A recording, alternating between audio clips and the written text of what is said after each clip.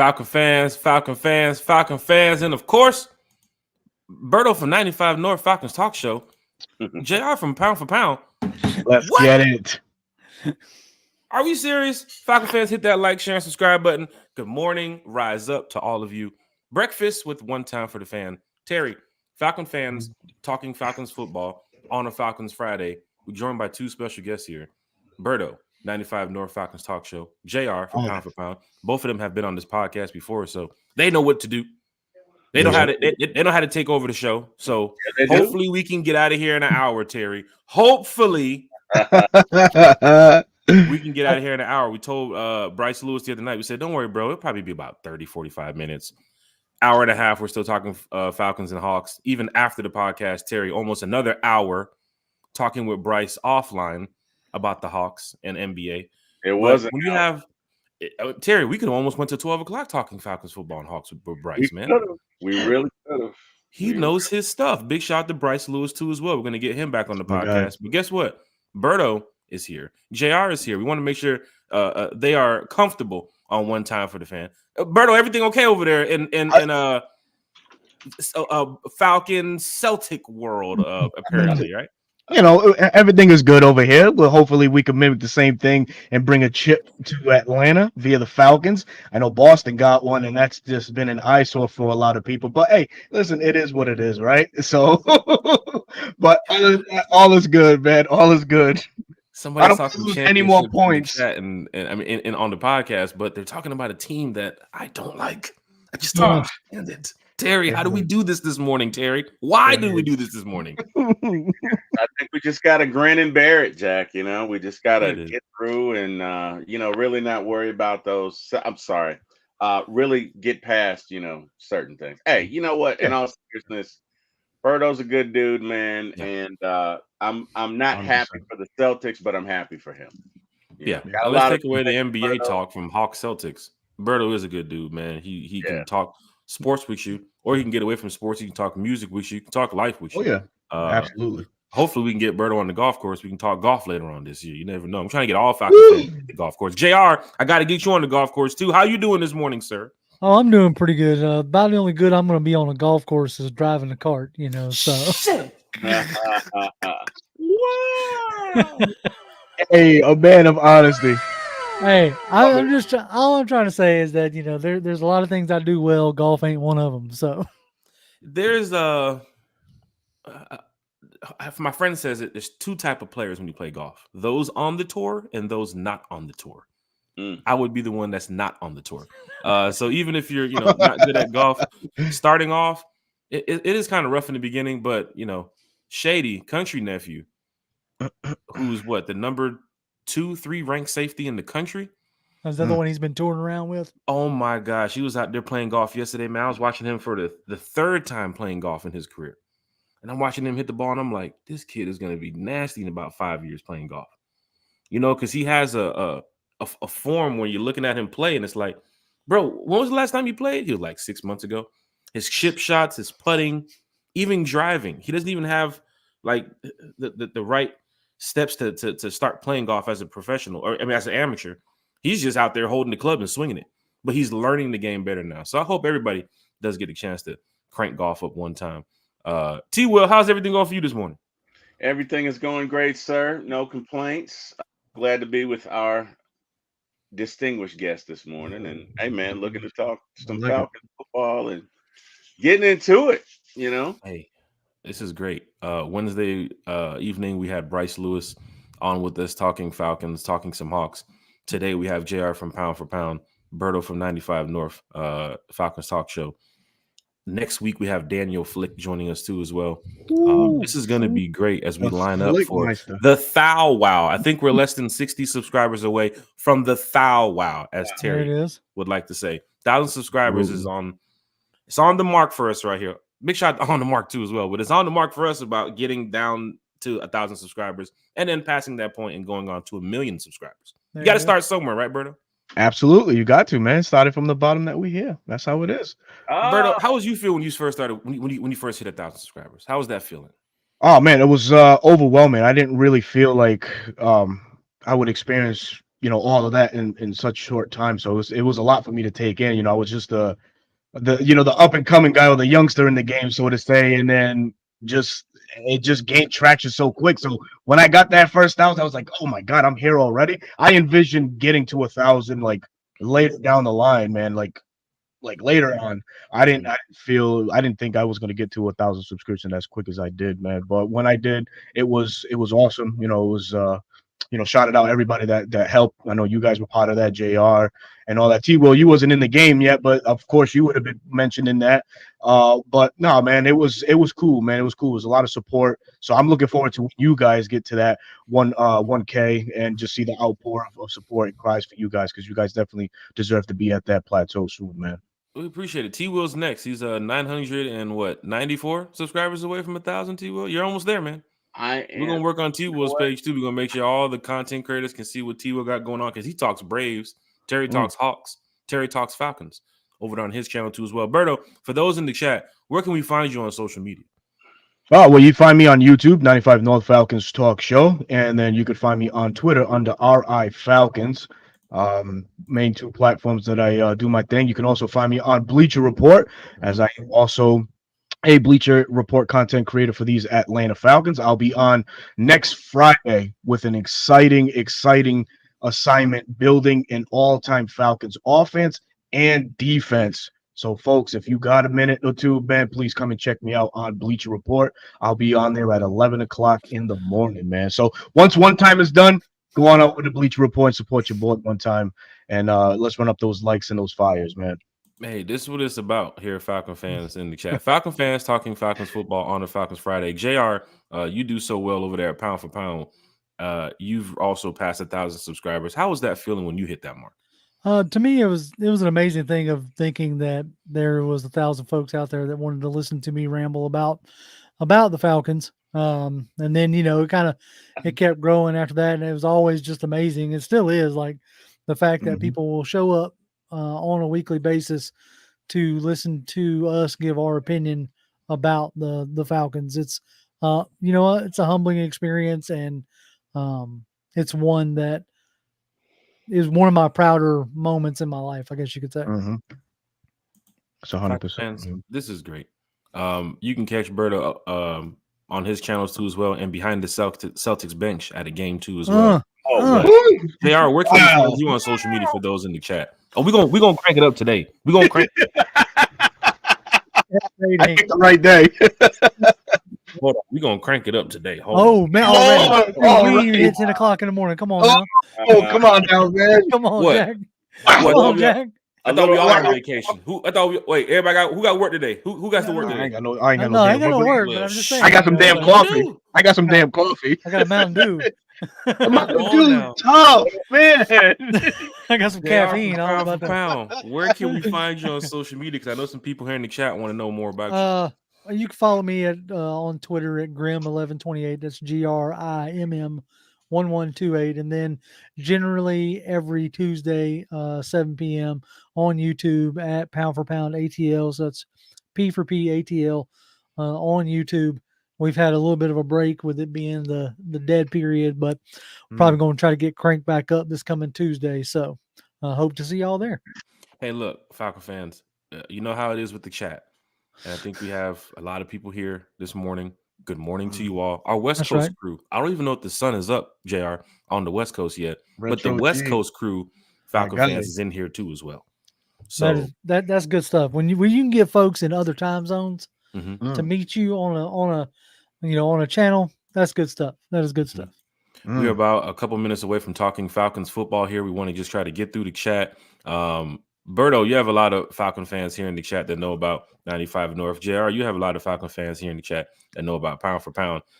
You want to give a big shout out to everybody in the chat before we get started here? Man, I got one big shout out, and that's to that man that's right at the bottom, man, the tribal chief. Big Low. That's my guy, Big Low, first and foremost. But now, just shout out to everybody that came in, that's coming out to join us to talk about these beloved Atlanta Falcons, man. We appreciate everybody taking a portion of their morning to rock with us. That's hopefully, we can give you a better vision and some expectations on this Falcons team for 2024, man. Hey, Falcon fans, this is great. And for the fans that still on the Carnival cruise, you got to wait until next year. You got to get off the boat. The Oof. other people have to get on the boat. So if you're trying to hide until next year's cruise, you got to wait until next year. So we need you to get off the boat. Carnival already emailed us. There's a couple of Falcon fans still on the boat waiting for the next party. You got to wait a year. JR, shout outs to the chat.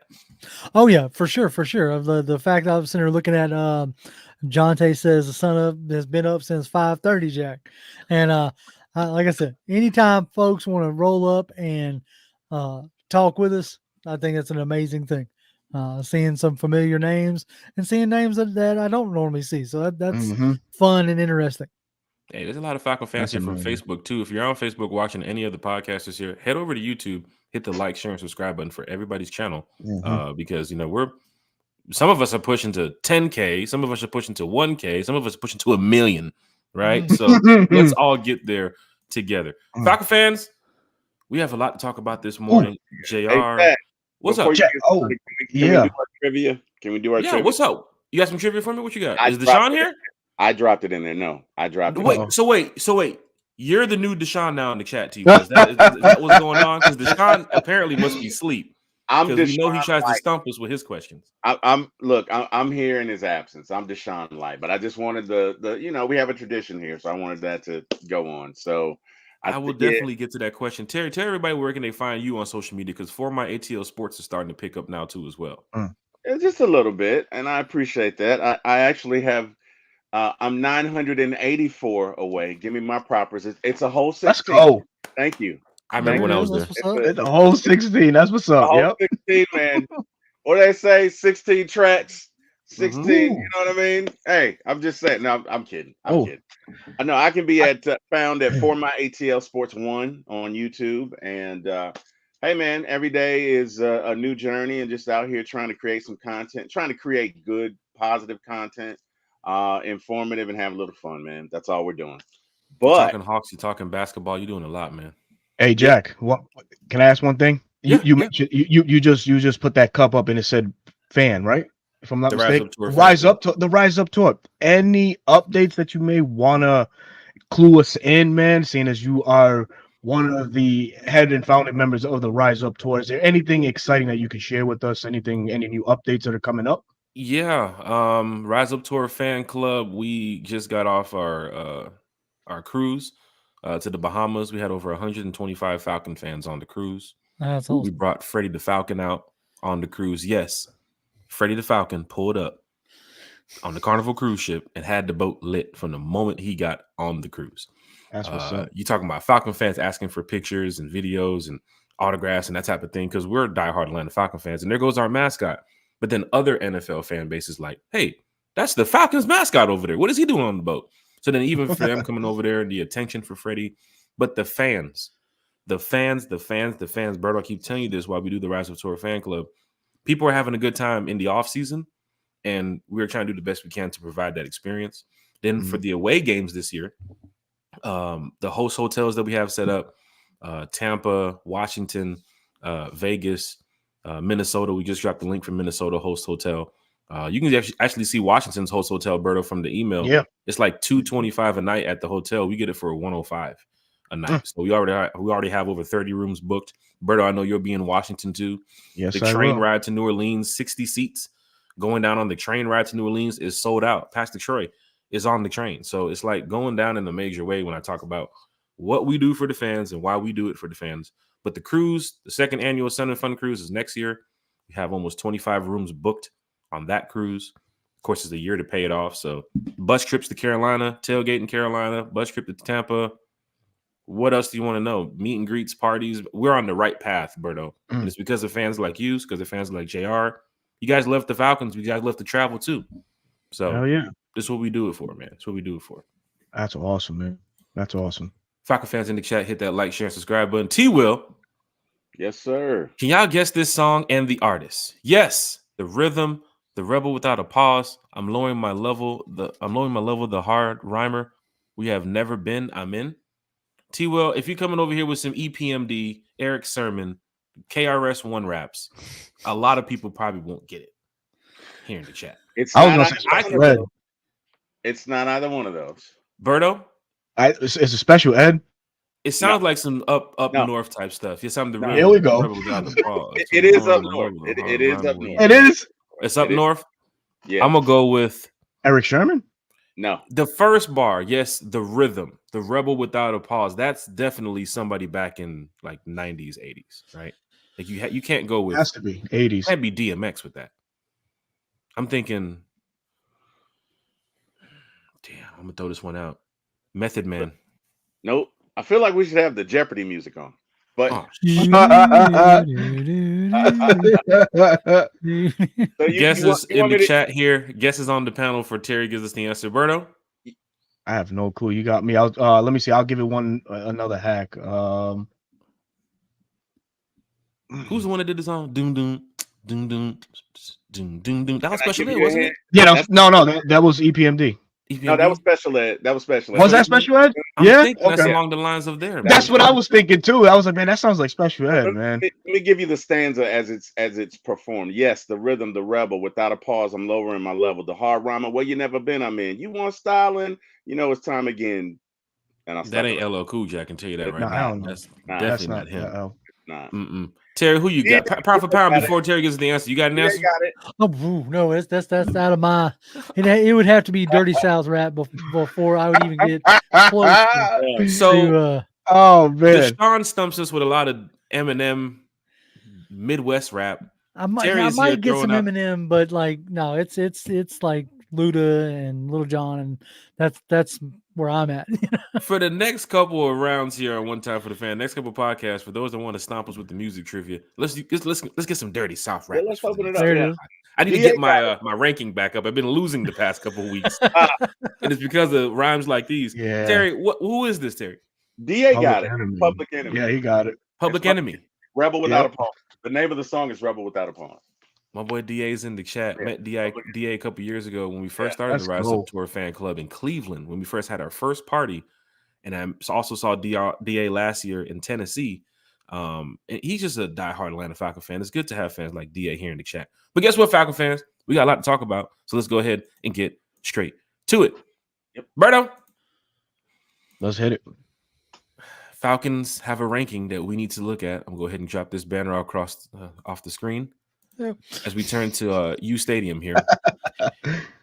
ESPN ranked the top 32 teams by talent under 25. Now, before I get to this ranking system here, Berto, JR, and Terry, there was a tweet yesterday talking about the top 25 or the top 32 players in the NFL under 25. There was not one Falcon listed. But ESPN Crazy. here ranks the top 32 teams by talent under 25. The Falcons are sitting at 4. Remember that 2016 team, Berto? Yeah. Oh yeah. Remember what our rookies did? Remember what that young group did? Absolutely. Raheem Q's banking on a lot of these young guys. JR, Terry, Berto, let's get straight to it. ESPN has us ranked at number 4 for the teams ranked under 25 years old. Berto, your thoughts on that? I love it. And exactly, man. You go up and down, you scale the NFL, and you look at position, the positional players and stuff like that on offense, defense. Falcons sit comfortably at the top of both of those categories. AJ Terrell, of course, on defense. You got all the new guys in Rook, Brandon, and Braylon. They all come with a pedigree of disruptors in college, man. Kind of like what in the 2016 draft was with Debo and Devondre Campbell and all those guys. Those are guys that made impact on their college teams. They brought that over and found quick success under Dan Quinn with the Falcons. I think the same it could be said for Raheem and these guys that he inherited in the draft. You look at what Raheem was able to do with the rookies last year with the Rams. He was able to maximize on their potentials and get the maximum effort from them. I think that can serve as as what's going to happen in Atlanta. So finishing in the top 4 as far as the talent under 25, I'm cool. I'm good with that, man. The Falcons, we have a lot of talent on a lot of the more important positions in on offense as well. Bijan, Kyle, Drake. I think Darnell Mooney. What's Darnell Mooney? Is he 20? I can put it up right here. I know Drew Dahlman is 25 years of age Yeah. too as well. Yep. So there's a lot of young pieces that are, trajecting. Mooney's 26. 26. yeah. All right, so he just misses it by a bit, but it just speaks to the youth movement that is going on in Atlanta, and we have a lot of great things going on, man. JR, ESPN has us ranked. We're doing something good out here. We got a lot of young talent on the roster. Rondell Moore is Yeah. 24 years of age too, as well. Mhm. Rondell Moore. So JR, you talk so well over there on Pound for Pound about the Falcons. Please do it here on One Time for the Fan. ESPN has us ranked number 4, uh, under 25 years age of talent. Well, you spent the past 4 drafts that you've had you spent on high end offensive talent from Mhm. from Kyle all the way to Penix. So it's not necessarily surprising, but when you turn to the defensive side, that's where it kind of gets a little interesting. You have like AJ Terrell as being your one standout that I believe is under. I was trying to look at how old AJ was because he's in line for I'll pull it up for you. a new Mhm. a new contract. So it'd be interesting to 25 years see. of age. So he's right at it, or if they're saying under, then he's on the cutoff. So they're banking that all of this under 25 talent really is like heavily skewed toward the offensive side. Mhm. Now you're betting on the upside with guys like what Berto was saying with Rook and Brandon and Braylon Trice, with Trice being considered one of the steals of the draft, getting him where we did. But it's going to lean itself into what can this coaching staff do with them? How can they, get them coached up? Um, are we banking on the ability to reproduce what Young and Turner did for Mm. LA? Right. One thing you have to consider there is that we don't have an Aaron Donald like per Mhm. se, um, that does command a lot of attention on the defensive line. Mhm. But before we got on here, I was rewatching some Arizona, or not Arizona, LA game. It was LA Mhm. versus Arizona. But I think this scheme is going to showcase this young defensive line, put them in a lot of one on ones, Mm. which is going, I think, to allow them to make an early impact. Mhm. So that may be what ESPN is looking at as far as considering young talent. Falcon fans, hit that like, share, and subscribe button for JR from Pound for Pound, ATL, Berto 95 North Falcons Talk Show, T Will for my ATL Sports One Time for the Fan. Telvin Phelps in the chat. You say I'm not in the group, but I was on the boat and met a lot of y'all good people. Telvin Phelps, stick around for the end of the podcast. I'll give you some information to join the group. Anthony White just said he bought his plane ticket to Denver. He needs to get on that Rise Up tour. Anthony White, I'll look out for you. We have an event going on in Denver Wednesday to Friday, too, if you booked early. T Will, ESPN giving us some love here. DeMarco Helms, D. Mm. Alford, AJ Terrell. You heard Berto mention the rookies. You can go even over to the other side of the ball with Matthew Bergeron, Bijan Robinson. The Right. triplet. I wanted to say Kirk Cousins, but can't say that. Oh, he's the under Mike, 40 club. He's the under 40 club. That's if right. you had a top 10 list of teams under the 40 club, I think the Falcons would be there too as well because There Kirk you go. is a Absolutely. pretty damn good player.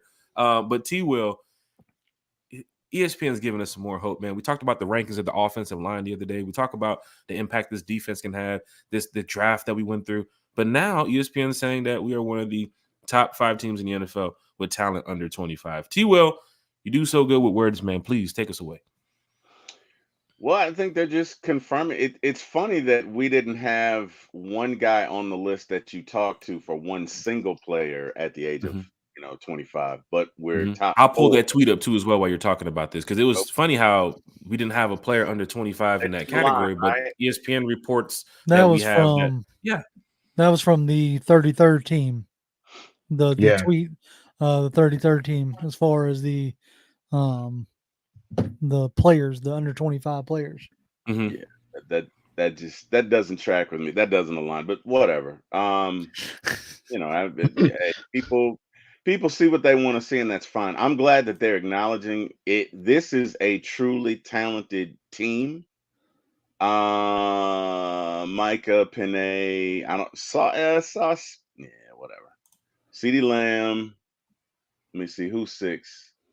Brock Purdy. CJ Stroud. Yeah, I'm sorry. Bijan Robinson shouldn't be on this list? Okay. Well, like look at number 24. They're throwing Jameer Gibbs Yeah. over Bijan, which hmm I don't know. I think is given off a body of work off of one season. I would take Bijan over Jameer I Gibbs. mean, I agree. Mhm. I think Bijan Mhm. is a far more versatile running back. Like Mhm. I liked Gibbs. I really liked Gibbs coming out of Georgia Tech is what I'm going to say. um, Gotcha. but Good dog. I still think that Bijan. I would take Bijan over Gibbs myself. But Absolutely. even still, no Kyle Pitts. Right. Right. I mean, even Well, though Drake London is because he doesn't Drake have a Nope. London. 1,000-yard season. Like, where's Drake Drake? Where's London, right. Drake? Right. hmm Where's the Right. left for Drake? Don't ask Kendrick that. Anyway, sorry. mm. Wow. That deserves Ooh. wow. That deserves wow. Man, Throwing shots at Drake on the morning podcast. We're going viral. Let's yeah. go. Hey, this I mean, this I do got an issue with this list, man. I look at Jordan Love at 12, man. I mean, that's 1 year of production. That's all you thank really have right now thank on paper. I, thank I think it's because, of course, you play the the more important position on the field, which is quarterback. But in essence, in reality, too, I mean, I don't think that you did enough to garner a number 12 spot, man.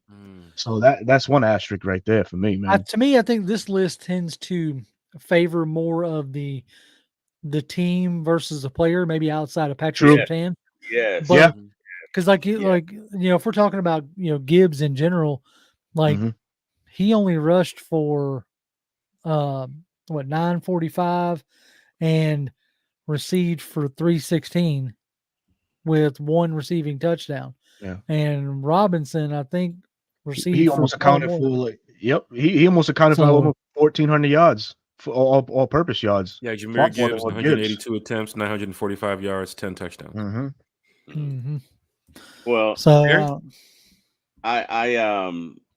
I just think this year is going to be great because we finally get a chance to showcase the talent we have, right?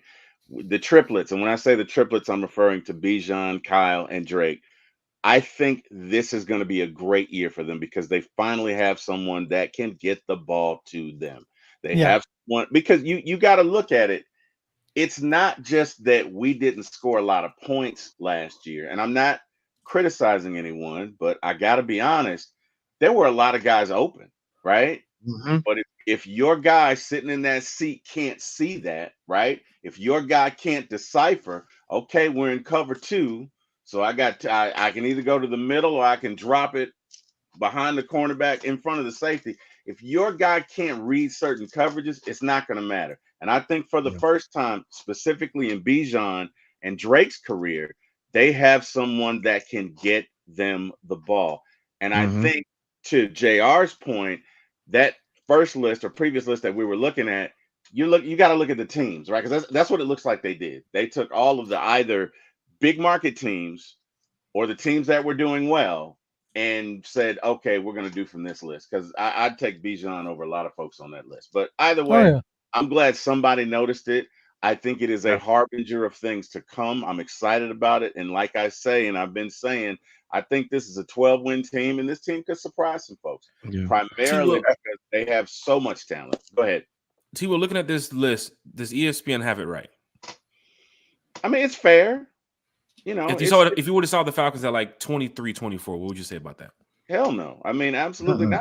not. But I mean, they have it right. Let me tell you something. hmm I'm a Falcon fan first and foremost, so in all of my list, the Falcons are number one. But whatever. I mean, I'll take four.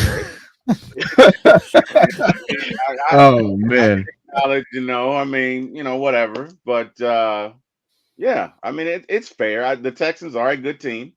The Lions are a decent team. The Ravens had the best offense last year, best defense, both of them. I don't know, really. They were good. Mhm. So I'm okay with the Falcons being four. Mhm. On this. I think it's fair. It's fair. Hey Go Jack, can I mention one thing after Go Terry's right done? ahead, brother. It's your Oh, ahead. podcast. Go ahead. I'm done, Berto. Go ahead.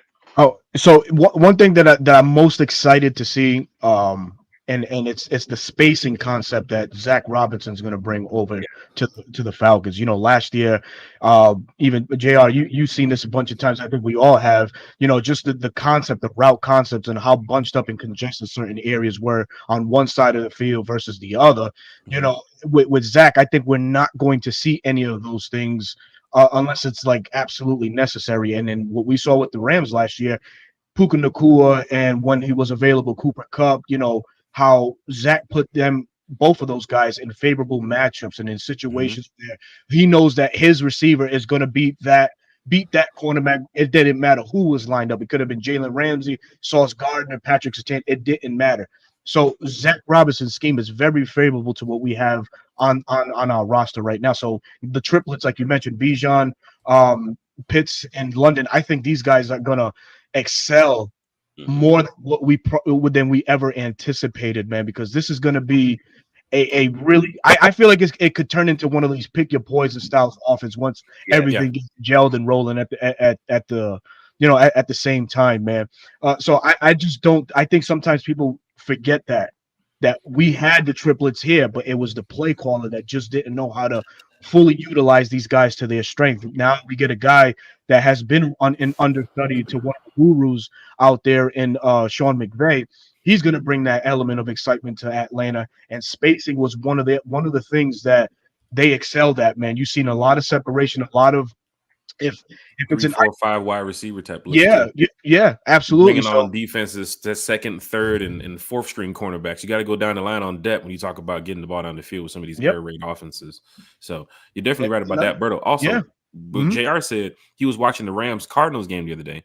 Yep. That's how I was when I saw the Rams tape a couple weeks ago. I sat back and I said, wait a minute.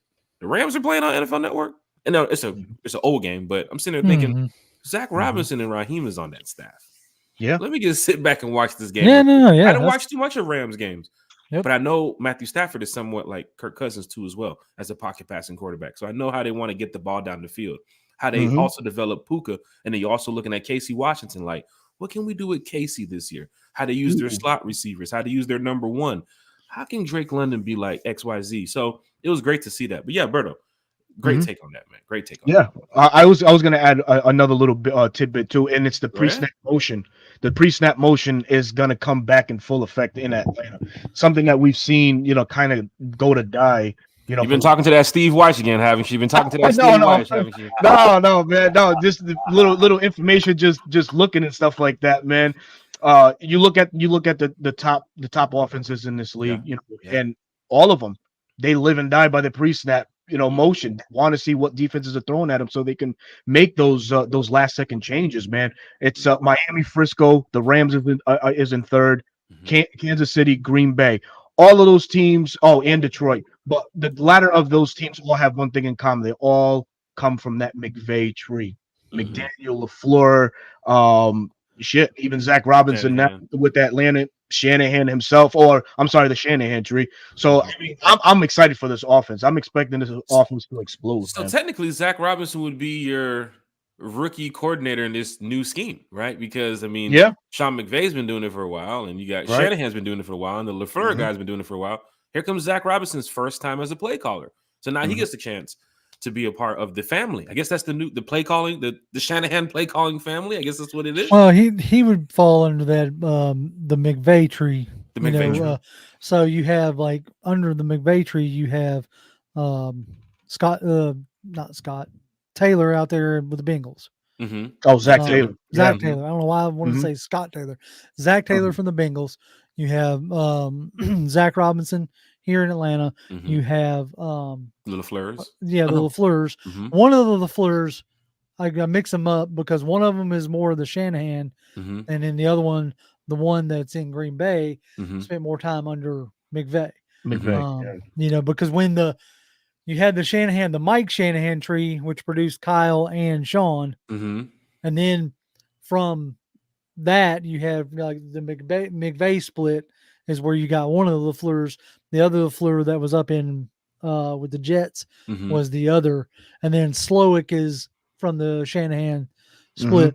We also And you have the can, guy from Miami too, right? yeah, The head coach from McDaniels. Miami. Yeah. And you can, McDaniel. like, we can chuckle all we want to and, throw shade at Arthur Smith, but he's from that same tree. Mm-hmm. Like, Yeah.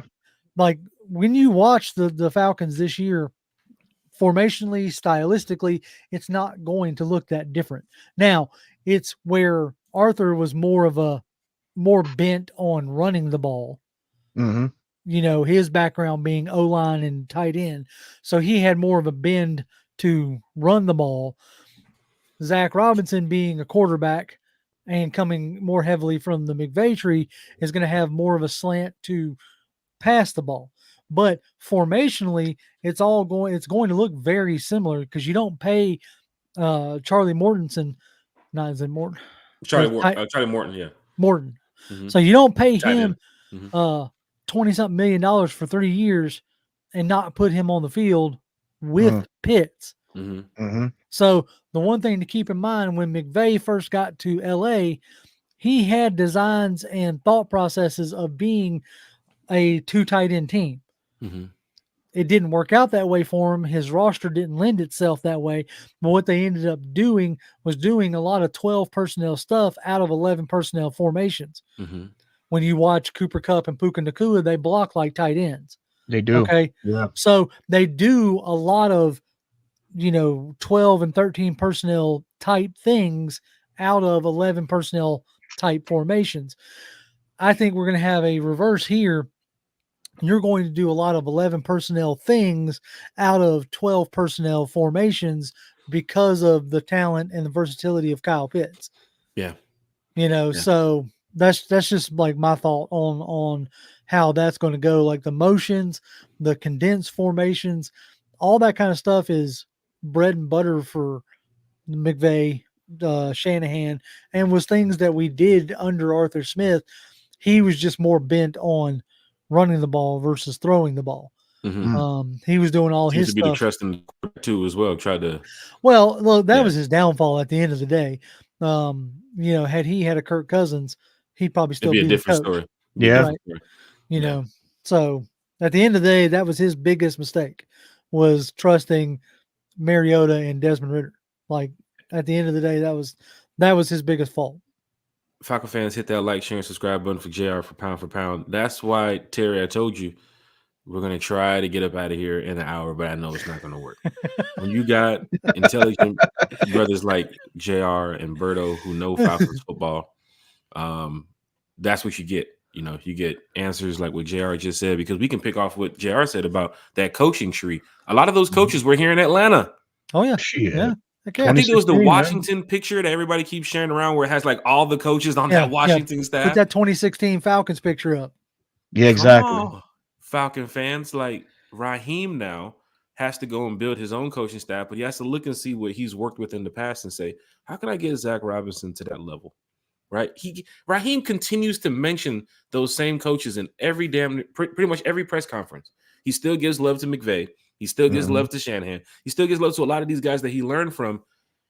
That's why I think the change is happening here in Atlanta. I think with Kirk Cousins, Michael Penix, even Zach Robinson's first year as an offensive coordinator. All right, cool. But PFF shared that report the other day, T. Will. The top 8 coordinators in the NFL to watch this year. Zach Robinson. Bryce Lewis mentioned it. You get a successful season from Zach Robinson. Here's the problem. NFL teams come calling. Same like Ryan Nielsen. But Raheem did something smart, in my opinion. Let's go, Jared. Is that gigantic offensive coaching staff that he was put in that room with Robinson. So he should be able to, if like, granted now we have seen more of these coaches, the Ben Johnsons, the Bobby Slowicks actually stay and not jump at whatever chance. I mean, we interviewed Bobby Slowick here, right, before we hired Raheem. So like we're seeing maybe a different trend of some of these guys waiting for the right situation versus just any situation. It seemed like Raheem, he was waiting for the right situation too. Right. So if that ends up being the case, if and when Robinson does leave, that means we're doing good. So nobody should be upset about that. But B, you got guys like KJ Black and Williams, Doug Williams' kid, Maurice. is Maurice, yeah. Yeah. Maurice Williams is in that room as well. Big And shout out to they're Maurice all too. I've chopped it up with him a couple times. they're all learning and formulating this offense together to where hopefully if Robinson does take an opportunity in a few years, I'm hoping, fingers crossed. Here's food for thought for you, Jared. Is that the reason why Raheem hired a young coaching staff with Zach Robinson, Jimmy Lake? Because these guys can coach in the NFL for years, but it makes Zach Robinson think about if the success of Atlanta goes the way it needs to go this year, he doesn't have to run to a different team. He got his boy Raheem that he's been with in LA for the past 4 years, and Zach Robinson is damn near my age. So it's like, dude is still young as a coordinator. Jimmy Lake too as well, right, Jared? Yeah. Well, I mean, Jimmy Lake, you talk about like rookie coordinators. Yes, I know both of these guys are rookie coordinators in the NFL. Mm-hmm. Now, Lake has done it in college at a pretty high level. But like he come up with Raheem, which is obviously you see the respect because Raheem gets him hired on as the assistant head coach out in LA. And I think that was like these coaches, they formulate this stuff years in advance, right? Raheem already knew that, like, hey, if I get the chance, then these are the guys that I want with me. You know, I want Robinson with me. I want Lake with me, you know? And so I know Lake hasn't gotten from some of the defensive guys that I have talked to, like Lake hasn't gotten like the warmest reception. But I think we have a chance of him redoing his image. There's another word I'm looking for, but rehabbing his image per se here in Atlanta. And defensive coaches don't get the love that they deserve most of the time. But I think Lake has got a chance to really shine down here in Atlanta. Big shout out to Jared from Pound for Pound. Also, Berto, T-Will, this offseason, they spent a lot of time with, of course, Kirk Cousins, Michael Penix, Raheem, Zach Robinson. Ain't heard much about Jimmy Lake this offseason. So maybe he's in, like Aaron Rodgers, in that dark room scheming up something right now, like good. Pay attention to the offense real quick. Defense going to go crazy this year. I want to see that. T-Will, you're hearing JR and Berto talk great things about the Atlanta Falcons, man. Your thoughts on just everything overall? Because we have a couple more topics here. The first topic went almost 45 minutes. So we're going to hope that the next topic goes about an hour and a half, right? We're trying to beat Scott Karisick's record. We're trying to beat the record from Scott Karisick. 3 hours and 15 minutes on a normal special guest Falcon Fan Talk podcast. Scott will sit there and it'll be 2 seconds, 3 seconds quiet on the podcast. And next thing you know, let's go over the cap, guys. All right, Scott, let's go over the cap. Then a couple minutes later, let's go over Jesse Bates, guys. All right, Scott, it's your show. Let's go over Jesse Bates. Let's do it. 2 hours later, let's talk about Zach Robinson, guys. Scott is just great to chat Falcons football with. Scott is that dude, man. Scott is that dude. No. You're hearing what Berto and JR are saying, man. Please shed some light on that. Total agreement. I think it's interesting. So Berto mentioned spacing, and if I'm correct, I don't think the Falcons had a receivers coach in 2023. What you had was a QB coach, right? Trying to be a receivers coach, which even though they did that with Raheem back in the day. Yep. I'm not a huge fan of that. But yes, no, we didn't have a receivers coach. You now have Ike Hilliard in the building too as well. Right. So where I'm going is because when Berto's talking about when he says spacing, you go back and you look at a lot of our games, you could see passes where 3 receivers were within 5 yards of each other, which should never happen. But again, because and look, I don't know why they chose not to do that. I don't know why I'm not there. But what I do know is when you look at a lot of those routes last year, some of them were too shallow. Some of them were too deep. They weren't run in the way that they should. I don't know if that was a lack of attention to detail. Yes, Jack. I don't want to cut in, but as you mentioned those routes. Yes. For those in the chat that saw One Time for the Fan last year, I had a chance to speak to Coach Smith a couple times. I had a play for Coach Smith. Berto, I don't know if you know the story. No. I kept telling Coach Smith, I got the play. He's like, give me the play. 80 on the run? No. I didn't have the play. I turned to Country. I was like, I don't know the play. He was like, well, Coach Smith is asking you for the play. I could have helped design that playbook. It could have been me. Jack, what were you doing? Could You're have helped fumbling. him You out. fumbled. I don't an know. I opportunity. said single back, and he turned around. I said, damn Well, it. that's you Don't lost start him. with single back. You lost him at single back. You should have went with 2 back 3 times. You should have went with There you 23 go. personnel. Well, yeah, 23 No- personnel. No Yeah. wide receivers, and you'd have had him locked in. So that was the joke between me and Coach Smith was, what's the play? And like, I'm going to get it for you. I promise I'm going to get it for you. But yeah, T-Will, I could have helped with some of that play calling last year. I really wish you would have. No, but in all seriousness, I think Berto makes an excellent point about spacing. Mhm. And honestly, I'm sitting here thinking about this year, but I'm also thinking about last year, and we were talking about the mistakes that Arthur Smith made, and maybe one of them was arrogance. And again, I'm not coming for him. He's a Falcons coach, which means he's okay with me. Anybody that is worn that uniform, good or bad, you're okay with me. But maybe he took a look at his previous success with the quarterback for Tennessee, and maybe he felt like, okay, well, I can do the same here, right? Which and I'm bringing it up to say that Raheem is totally the opposite, right? I think when it's your first time, specifically in today's era of social media and the press coverage and everything else that you have to do, it's important that you identify roles and understand that as a head coach, you're not going to have the influence that you had as a coordinator. And I think that's one of the mistakes he made, right? What I love about Raheem is not intimidated by anyone, and he doesn't have to be the smartest guy in the room, right? I think He that still loves to learn from others. yes, but he's not intimidated by guys who are quote unquote smarter than him, right? So you put the best and the brightest. He's got how many offensive coaches? So to y'all's Big point, staff. or basically the panel, let's say Robinson does go somewhere next year. Well, the good No. Let's not say Robinson. No. No, Calm I'm down, just T-Will, playing. You calm got down. it. all right. You got it. Okay. No, I'm with you. But what I'm saying is Raheem has cultivated a culture and an environment to where if somebody else needs to step in, they can. Right. So I'm excited about that. And then, guys, really what I was thinking as you guys were talking is I keep hearing basically when you talk about the new coordinators and the new head coaches of today, I keep hearing two names, and that's Kyle Shanahan and Sean McVay. And what I'm One who has won a Super Bowl and the other one who continues to fight as hard as he can with that team over there to make it to the NFC Championship and beyond. That's where we're going to be soon, Terry. That's right. Hello. But what I'm thinking is they have to be great communicators, Yes.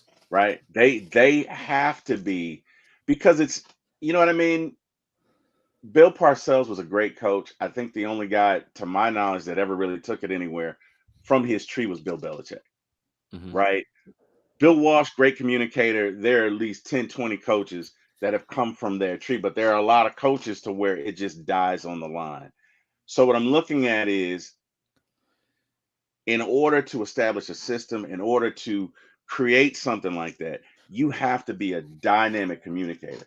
And I say that to say that with Zach Robinson and with Raheem, those are two great communicators, right? Because this generation is different than our generation. Gen X is pretty much, why do you do it? Because coach said so, because your parents told you to. This generation is more, they need to know why. Okay, coach, I know you want me to do this, but why? And I think these two coaches do a great job of illustrating that, putting them in situations to succeed and communicating, which is why you see so many other coaches popping up under these trees. And that's all I got. I'm sorry to take up so much time. No, man, this is what the podcast is all about, Terry. And if we do take up too much time, we can just go live on your channel at 12 o'clock and 1 o'clock and just talk more about football. It's what it's all about. Today, man. We can do it. We're all home. I mean, I saw JR step away for a minute. I thought he was about to go grab some Texas margaritas. I was getting No, ready. just another Mountain Dew. Lord. That's all. Okay. It's too early in the morning. Okay, I ain't gonna pull up. But Falcon fans, this is great when you have all the diehard Falcon fans in the chat talking Falcons football and listening to what we're saying and subscribing to people's channels. And Debo Vibes is in the chat. He said, fellas, Grand Rising from Clayton County. Big shout out to the South Side in the chat. He said, just came across the channel and subscribed. Go Dirty Birds. I was just on the South Side the other day. Berto, that's when you hit me up like, is that 285 you talking about? Yeah. So I was heading to College Park, right? So I Gotcha. was heading over there by Debo Vibes. But this is what it's all about when you got fans in the chat. We want to try to go to the chat quickly before we get to our next topic here, because the chat is live, the chat is lit, and we just love talking Falcons football with you all. 330 is in the Dirty chat. in He the said, one house. time for the What's fan. happening? What's up? 330, you still got Berto, you still got JR from Pound for Pound over here. If you guys haven't heard of these content creators, please head on over to their channel and give them a like, share, subscribe. The Water Boys. Is it Hey, the My Water guys, Boys? man. Well, we sipping today. We sipping a water boy. We sipping a water, but I'm gonna go ahead and hit with that smoky real quick. Yeah, man. Yeah. We sipping this morning. Big shout out to the Water Boys. So Oh, I that's know you dope. guys Yes, are out here sir. in Atlanta doing good things. You guys were on Berto's show recently. I think you guys had a pop-up show where you were talking. Were they talking Hawks with Smitty last night? Yeah, last night. Yeah, there was yeah, Smitty and Chris were on with them. Yeah, so they're doing a fantastic job, man. Let me apologize if I miss anybody's content from all the creators, because Terry, in the door, out the door. I'm doing a lot of things too with the Rising Tour fan club, so I'm trying to make sure everything is situated this year. One time for the fan, the esports situation, family. So it's a lot of things going on, but I try to catch everybody's channel as much as I can. Right. So big shout out to the Water Boys doing big things over there. I On love their that channel. poem from them, Jack. Is it the I heard something on your channel, Berto. Is that That was hilarious. what poem is that? Great. That Playboy Trey. Yeah, he could tell it, man. He's got it down pat. It was dope, man. It was real dope. I think So he here's the has a cool clip part. on it on his channel. We're gonna get them on the show so that way they can tell it, because we got to hear it. Hell yeah. Yeah, that was Absolutely. This that was what it's all about when you're Hey, talking. Jack, it What's up, encompasses the feeling of a Falcons fan to this point. That's what we need in the off season, because we're about to get going. Illustration of the highs and lows that we've experienced, and it's funny. I thought it was really good. I thought it was really creative. So yeah. Shout out Water to Boys in the chat. He said the father of all these trees started with Bill Walsh. Bill Walsh. Absolutely. Bill Walsh Way back. revolutionized the entire game. Talk He about did. it, Jeff. with his The West Coast. I was about Yep. to say that West Coast offense. I mean, Ooh. the West Coast offense is the backbone of pretty much every offense out there. That's where Absolutely. you get the route trees from. That Mhm. we all look at, the 1, the 9, the set. Yep. All that stuff is the Bill Walsh between the West Coast and the air raid. Those are the two things that influence modern NFL. If you ever want to get into that kind of stuff, there's a guy on Twitter. He also does a podcast, and his name's Coach Dan Casey. He really gets into the minutia with all that offensive stuff. If you ever want to get into that and learn more. Quick Waffle House take, Berto. See, I just created a new segment. Quick Waffle House take. Jerry the Boxer's in the chat. He said, how do you think Pittsburgh rolls out week 1? Do they use CP in the offense or return? Do they try to match our tough run game? Arthur Smith is probably looking at that team like they might try to do something that I'm used to. Then again, they might not do something that I'm used to. What do you think Arthur Smith's planning over there? Probably run the damn ball. I think he goes back into a situation where he's more comfortable with. We all know about Najee Harris and the verdict's out on him if he's boom or bust still. But who knows? Maybe he can reshape his image in the NFL world. Najee Harris having now offensive coordinator Arthur Smith. He had Derrick Henry back in Tennessee, and that's that was Arthur's calling, man. A big style back that is. He's not east-west, he's north-south, right? And he gets that with Najee Harris. And one thing the Falcons kind of struggled in last year was the run game, stopping the run. I think they ranked in the 20s somewhere there last year. So Smith might look back at that and say, okay, pretty much this the same roster makeup. I'm going to attack Atlanta this way. And that's just Arthur Smith's way of thinking. They do that enough, opens up the passing game with George Pickens and everybody else that's over there. So I week 1, I really feel like that's probably Arthur Smith's calling. Get this run established, to this Falcons defense that ranked 20th in the run last year, and to see what they can get out of it. Atlanta might pivot and say, okay, let's focus on strengthening this run defense, and they did, adding bigger bodies to this Falcons defense particularly in the middle. So it's one of those things. It's give or take, man. For me, how do they use CP, man? Listen, we all saw CP at his best in 2021, part of 2022, and then it was curtains for him. So I think he gets relegated back to the return role. But that's my speculation. Jr. I feel you on that. I think CP is going to be with the way that they're doing the new return rules Yeah. in the NFL. I think that's where a 30-plus-year-old CP's value lies. And also, like, Arthur does enjoy the positionless football. And so I know they don't have a ton in receiving options. So CP could be used as a dump off outlet or screen game, but Or the Joker. yeah, Oh yeah, God. yeah. I mean, what This should Joker- have been a Right. good role, Right. like Or the Riddler. Seen him? or the We haven't. We Stop. haven't. Or the We didn't Penguin. see the oh Joker no, not last the Penguin. year. Yeah, Not we the can name Penguin. all the damn Last DC time I saw characters. the Man. Joker was a Batman movie. Like, where'd he go? I don't know. I don't know what happened. When he said the But Joker, I Jared- was so hyped, and I was like, "Well, who's You should have asked him why he was so serious. But who's anyway, Batman? I was just about to say that. Oh, I'm looking at wow. Arthur Smith like, don't tell me you're Batman. Don't tell me you're the Bruce Wayne here. Please don't tell me. well, he successfully killed the offense. So okay, no, all right. Talk about Suicide Squad. But Jr. But no, I think that he has a better weapon than Jalen Warren as Mhm. far as a versatile player. And they don't have a ton as far as receivers go, so you could see CP sliding in the slot, potentially. But I think the idea will be to, he's got the mobile quarterbacks that he likes in Russell and Fields. We'll see who wins the QB1 battle to what you're going to get more of. If it's Fields, then you're going to see a lot more QB runs, But if it's Russell, then look out for scrambling and moonshots. Shit. Terry. Yeah, that's true. He said moonshot. So they should open the roof then week 1, right? Open the They roof. should, like, it's going to go They out. should. Right. It's going to go out. Somebody stand over there by Vine City train station. What the fuck is that? It's raining football. Russell Wilson. Oh, dimes in Lord. there. Terry, Wow. question goes to you, and of course, for Waffle House, man. What do you like to order when you get the Waffle House? Is it the All Star Special? You just walk in. Gotta And say, get let special me OJ? tell What you is it? something, man. Let me tell you something. So, and you know what? I am an extreme patron of Waffle House at 2:00 in the morning. There's an old saying that I won't go into because I haven't gotten a penalty. Man. There's an old saying that goes, there are two things open at 2:00 in the morning. One of them is Waffle House. I'm not going to say the other. But Oh yes, you've been listening to 3 6 You've heard Mafia's old tapes. you've heard Yes. that. You've heard that. But let me tell you I something. love it. I recently learned, right? I recently learned that yeah. Oh my god. Terry is on it this morning, man. Let's get the crowd involved. Oh wow. Hold on, I'm sorry. Let's get the crowd.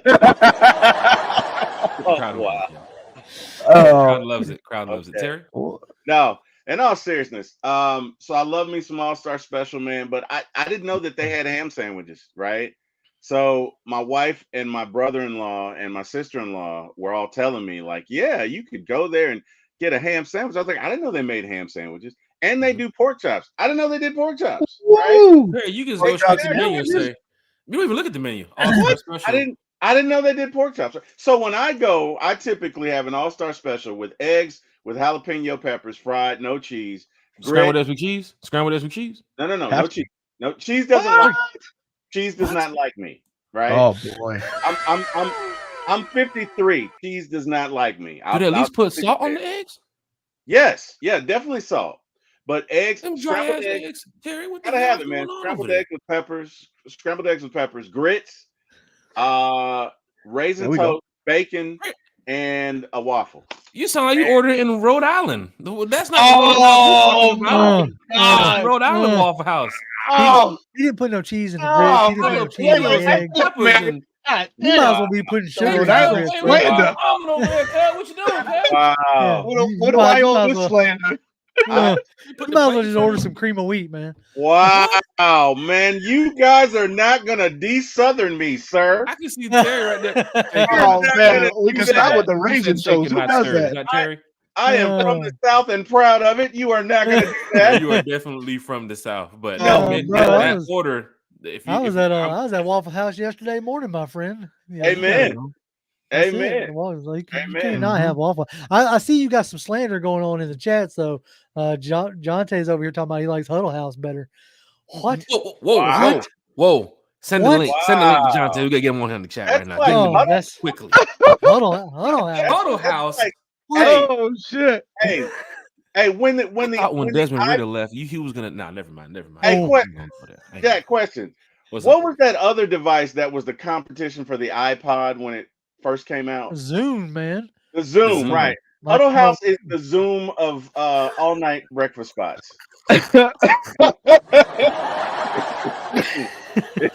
Hey, I'm trying to one up the Dixon way too. The Dixon way put me on game when he had that soundboard in there that day. I was like, I'm not getting to 1,000 subscribers until I get that soundboard. But That's yeah, dope, man.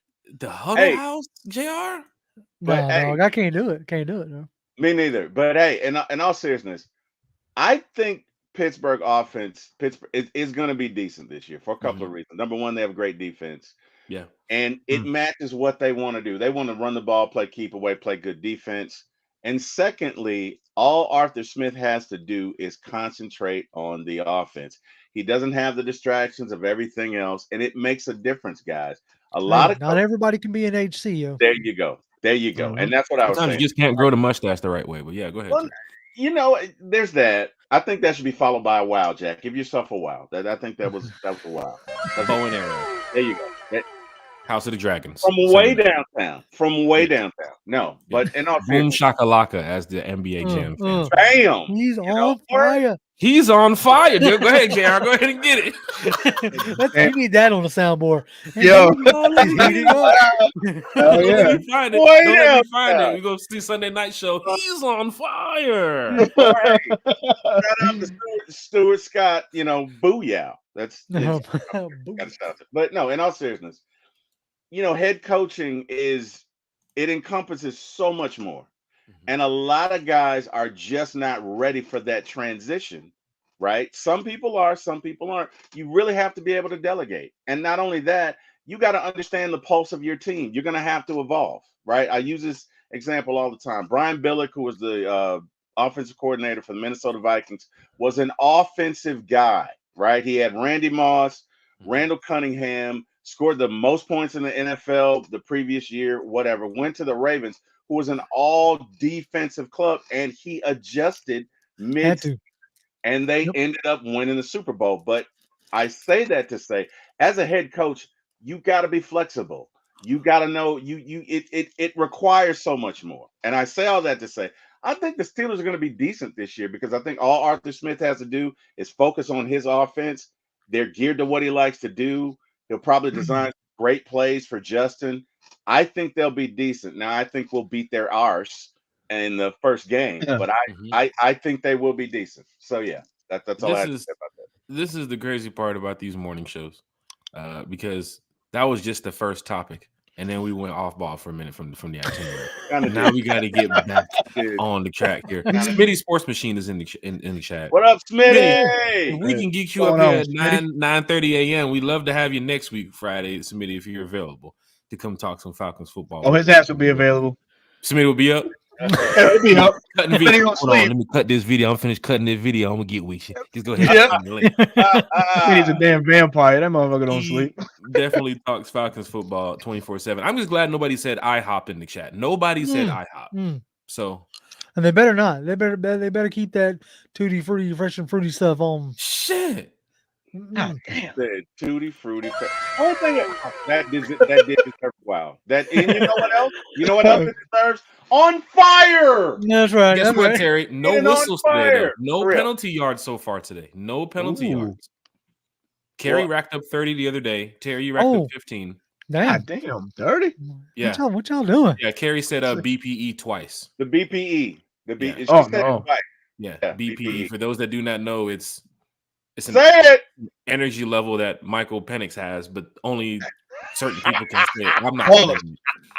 Oh yeah, okay. Look, I'm not privileged enough to say that one. Okay, Carrie's privileged enough to say it. She just says it. So when she says it, it comes off so smoothly when she It says it. But when just I say it, right, I'm right. stumbling to It say just it, knowing I floats know how to say it. in the air like off her tongue. I wish Carrie was here now just so she could drop If that. Carrie, if you're here in the chat, or if you're not running a marathon, I can send you the link if you just want to jump on the show and just say it for us, so that way we can send you a whistle, 15-yard penalty, half the distance to the goal, and then we'll send you back to doing whatever you have to do. But Carrie, big shout out to you too as well. Big shout out to Bodie. Big Shout out shout out to Carrie. Chase, because it's Bodie, going Yes. in a Chase. major way. Big Little Country Sports is talking smack here in the chat. He Mm-mm. said What? somebody asked Jack about how I whooped him up on the golf course all this week. Oh, I heard it was a different story. I heard Jack oh was man. taking money, and Mr. 80 on the run, don't get whooped up on the golf course. What? Now, if Wow. he's talking about the Shooter McGavin video I tried to recreate, Hey, he got me on that point. It took 3 tries, but I had enough golf balls in my bag. I can guarantee you that. Jack told him.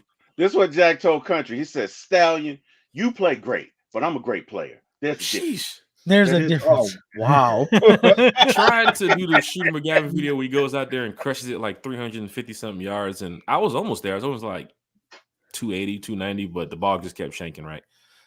So guys, gotta continue perfecting my swing. You can do that at the driving range all day. It's 100 golf balls there, but when you're on the course, it's only that one tee off. So this is big when you're playing golf. But Smitty's in the chat too as well. He said, "What up, fellas? Which game could be the one to give the Falcons momentum?" I think he's talking about the Game, which game? Maybe. which Yeah, game? which Which game? Smitty, it's your boy. I'm sorry, not Smitty. Berto, it's your boy Smitty Yes, in the sir. chat here asking the That's my question. guy. If you want to go ahead and answer this first to lead us off, and then we'll get to the next topic. Yeah. Week 3 against the Chiefs. I think that can spring forward us into something great. That nothing like beating the world champs, man. And if it's at home, I mean, which is it's gonna be at home. That would be fantastic. I think that would be a very big morale booster for this young Falcons ball club, and just really stands the test, man, that they can go toe to toe with anybody if they can beat the Super Bowl champs. Hey, Travis Preston's in the chat. JR, which offensive player is going to surprise us in a good way? I think Rondell Moore is going to Wow. shock us a little bit because, Whoa. well, he was not miscast. I don't want to say miscast, Mhm. but he never really did find his footing out in Arizona. Mm-hmm. And I think he's got a real good chance of being that Tutu Atwell, Oh, take the okay. top off, Yep. deep shot kind of guy. So I think Rondell Moore has got a real good chance of surprising us in a good way. Hey, it's going down in a major way. The Dixon Way said, "Good morning, fellas. Did you guys talk about the NFL not having one Falcons player listed in the top 25 of players 25 years old or younger? That's some BS, but we are keeping receipts." Here's the cool part, the Dixon Way. We just shared this a couple minutes ago. They may say that we don't have a player under 25 in the NFL's rankings, but apparently ESPN says that our team is number 4 on the list of talent under the age of 25. So yes, we just discussed that too as well. The Dixon Way, who's been on the channel before, big shout out to you, the Dixon Way. We're going to get ready to move to our next topic here. We're getting some more love from PFF, Terry, JR, and Berto from 95 North Falcons Talk Show. And we're getting so much love here, I got to go ahead and share it with you. The top NFL rosters in the NFL, top 32. Falcons sit at 15. Why are the Falcons sitting at 15, Terry? That's a good question. I did want to chime in on the question you asked Berto, and then I'll get to this. Oh, sure, go ahead. Yep. I think I agree the Chiefs game would be something that could catapult us, but Philadelphia has been a dark, dismal place. Philadelphia has been the place where Falcon seasons go to die. So I think if we go in there week 2 and kick some arse, I think that's going to fire us up. Now I agree with Berto. Nothing is going to beat beating the world champions. Okay, but that's a game that's at home. You go into Philadelphia in that place. I'm going to be nice. I'm not going to choose violence today. In that place, you go in. Talking about Philadelphia and choosing violence? No, not that. And you whoop up on them. That's going to fire some folks up. So that was just something I wanted to chime in. Falcons 15. I mean, ranked by PFF now. Every NFL roster ranked by PFF. PFF giveth and PFF taketh away. So I don't even take it. I don't even take it personal anymore. I mean, it's somebody's opinion. Me personally, I may put the Falcons at 10 because I really think that Mhm. Buffalo team is kind of You going. mentioned the same thing Berto did, that Buffalo team. I did. That Buffalo team, man. They were supremely gutted in the offseason, so I They don't were. see They were. how they Me, get a top 10. I mean, the is it a Jets, Josh Allen effect? That's Right. about as much as I can say. the Yeah. Jets sitting at 4 is a head scratcher to me. I know they've got some decent pieces on the defensive line, but if you want to knock, Kirk Cousins coming off an Achilles, why would you not take a shot at an older Aaron Rodgers? Mhm. Who Coming can't off be an found injury. at the moment. I don't know if they found him yet too as well. They weren't looking in the right dark room. They need Ah, to go to that's a what different. There's probably a fallout shelter somewhere that bam, he's Shit. on some bam, peyotes and DTs and anyway.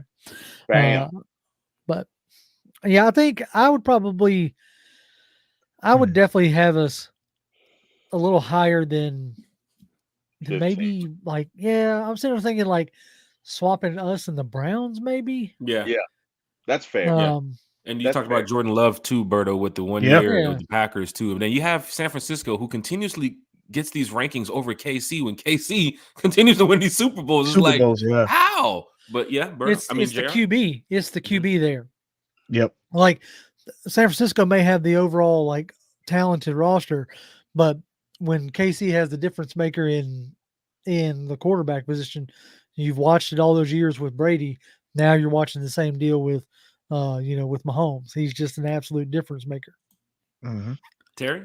Yeah, I think it's the QB. I would agree, but I also think it's the coach in that Kyle is one of the best coaches I've seen ever don a Falcons uniform. But if it's one knock on him, is that he does not always make good in-game adjustments when they need to be done.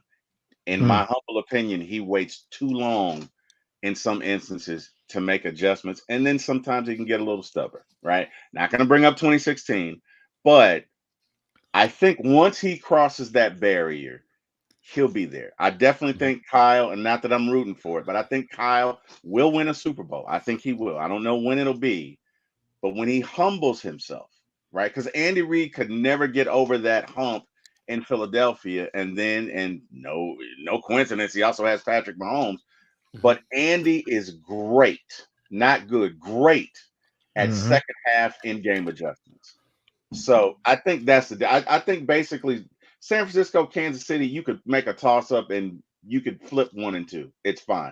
I Mhm. do agree with JR. The Jets are a little high there. I think it's a little arrogant and That's a presumptuous. little rich for me, man. Yeah, Just a yeah. little Hmm. rich. I agree. I agree with that. And also, like you talk about 1 year of production with Green Bay, like having the Texans, sitting there at 7. Yeah, we all know like C.J. Stroud. I know that's he had an amazing rookie season, but now you got a year worth of tape on him. Mhm. Hmm. Can he make an adjustment? Mhm. Can he keep? We just assume that he's going to, because Bobby Sloak was, such a good play caller. They've added more weapons and all this jazz, but um, that doesn't necessarily mean they're going to take a step forward, right? Hmm. So I get concerned when we just want to go ahead and crown people or crown teams when you've had 1 year of production because you had 2 years of Jalen Hurts looking decent enough, and then last year, like everybody figured him out, Yep. Mhm. and it looked rough. So, and I agree with Smitty there. The Rams are a Big pretty big reach. reach, A big reach. reach. Hmm. Yeah. Falcon Hmm. fans, hit that like, share, and subscribe button. Berto, PFF ranking NFL rosters here. Falcons sitting at 15. You heard Terry said PFF giveth and PFF taketh. Your thoughts, Berto, from 95 North. Yeah, man. It's a total contradiction, right? They rank us as one of the most improved rosters, or whatever the case was, and then Right? they and then they come out with this crap. Sheesh. So, hey, but listen, man, the Falcons at 15. I mean, I just view this Falcons team a lot more talented than the ladder of which we just spoke about. Again, I go back to what Terry said. That Buffalo team at 10, man, they were gutted in the offseason. I don't see them in the top any. They should be top 20 if you ask Yeah. me. Yes. I listen. This is going to be a biased thing by me, and I don't care, man. The Falcons should be a top 10 in as far as rosters is concerned. They should be number 10. I'd flop multiple teams, but I'd insert the Falcons at 10. The Bills, they didn't really do anything to help themselves. They took a position of need at wide receiver with Coleman. They took a safety out of Utah and Bishop that may not start, may or may not start, and then they took a promising defensive tackle in Dwayne Pardo out of Duke. Really, to everything else that you lost, the gains don't match up. Mhm. So that I see that team in a real flux and should not be worth mentioning as a top 10 team. Now the Falcons, absolutely should, man. Here's the good news for Falcon fans. If people want to look at PFF and say, you know what, they're right. Falcons sit at 15. Here's the good news, though. Look at number 3. Look at number 2. Don't we play the Chiefs this year? Mhm. Damn Look right. at number 3. We play the Eagles, right? Yeah. Absolutely. We don't play none of these teams until we get down to the Cowboys. So there's only 3 teams ahead of the Falcons with the best roster in the NFL is what PFF is saying. Mhm. Everything has been leaning towards, since Kirk Cousins got here and since Raheem got here, the Falcons should win this division. Mhm. The Falcons should outrun the South. Mhm. Raheem spoke of it too as well. Falcon fans are seeing it. A lot of NFL fans around the league can look and say, no, that Falcon roster, they're stacked. They should win that division. Mhm. We talked about offensive line rankings. We talked about Kirk Cousins, the top 10 quarterback in the NFL. All the positives lead up until training camp, which is happening in a matter of weeks. And then, of course, preseason is a month and some change away. Yeah. But we keep bringing these articles and we keep talking about this stuff because we're trying to gear Falcon fans up for all these years that we had, the past 6 years or so of not making the playoffs, 7-9 records, all this bullshit. That shit is coming to an end. Like, it's coming to an end. This roster is improved. The coaching staff is improved. The mindset of these players have improved. And that's why it's big for me to see Grady Jarrett get that ring. Jake Matthews get that ring. Arthur Blank get that ring. Right? Now it's getting personal now because we got players that's, kind of like Julio and Matt. You wanted to see those guys get it. They didn't get it. But there's a new group of Falcon players now that we still see the same talent like that 2016 team, right? We don't have the Julio and the Matt. I understand. But you got Bijan Robinson in this new NFL. You got Kyle Pitts in this new NFL. You got Drake London. We don't even give it too much shine on Drake London. He's the number 1. He's gonna look like it this year for real. Oh my gosh! And then JR, man. when you mentioned Charlie Morton, when they signed him as one of the second or third free agents, I looked over at my boy and I was like, "Boy, Kyle Pitts is finna go stupid." Because this dude just strictly is like a blocking tight end coming from San Fran. And if you have them in that system, maybe you go back to that 2016 year. I think one of our blocking tight ends scored a touchdown for the first time. Can't remember who it was. Levine Toilolo. Toilolo. So when you have that offense, remember they keep talking about Shanahan's offense and McVay's offense and LaFleur's offense, and guys who don't normally get the ball might get the ball. And when it's time for them to score, you don't expect them to get the ball because it's like, I'm doubling Kyle, I'm doubling this guy. Where the hell did Charlie come from? How does he have the ball running 30 yards down the field? I saw that year when we had Shanahan, but he was using 4 or 5 tight ends. Hell, even I suited up for a game. I didn't score, but I suited up for a game. What were you doing, Jack? Really? Well, I was on special teams. And okay. All right. That explains it. Limited I snaps. get it. Very I get upset it. I with get that it. when Mr. 80 on the run was on special teams. What? Yeah, man, fast. So Ah, he I looked said, over at Weems and I was like, "You're a gunner. How can I be a gunner too?" So Weems told me. And I looked over at Julio. I was like, "You're not gonna take your spot, right?" Julio was like, "No, you can't take my spot." I was like, bet. So I looked over at your boy Hardy. I was like, "I can take your spot, right? You don't even know the playbook, but Damn. Wow. Hardy right now is chilling up in Yeah. on the He's Ottawa where? Red Blacks. Yeah. Justin Hardy's on the Yeah. Ottawa Red Blacks. I was watching CFL the other night and I was like, "That's Justin Hardy." Oh, Yeah. Freak Magic's up there in Canada. Yeah. I'm not ripping Justin Hardy. He's cool. A big shout to Justin Hardy. Big shout to all the former Falcon players and current ones. There was a joke that I guess when he was drafted from ECU, he didn't know the playbook or something. And Well, that's okay, what at ECU, like the deal there was, is they didn't have a playbook. Like it was just Calling those numbers. flashcards kind of deal. Okay. And so it took them a little while to get and understand like an NFL playbook, because Mm-hmm. that's part of the problem with some of these colleges is they don't run anything that resembles a traditional offense, even in the, like, as far as structure, Mm-hmm. playbook plays. You be everybody's at the line of scrimmage and you see them all prairie dog, Mm-hmm. turn, Well, look, and go back down. And then run back to the side. That's Actually, that's right. kind of fun too, watching it on TV, because everybody gets to the line of scrimmage, like you said, Jared, and it's like you see the one guy pull up the Iron Man, the Sun, That's Batman, and a Yep. picture of Katy Perry. And it's like, what the hell's the play? I don't understand. Look, it's Katy Perry left. That's all I'm trying to say. It's left shirt. Wow. Wow. Wow. Last Friday night. Okay. That's right. I hear you.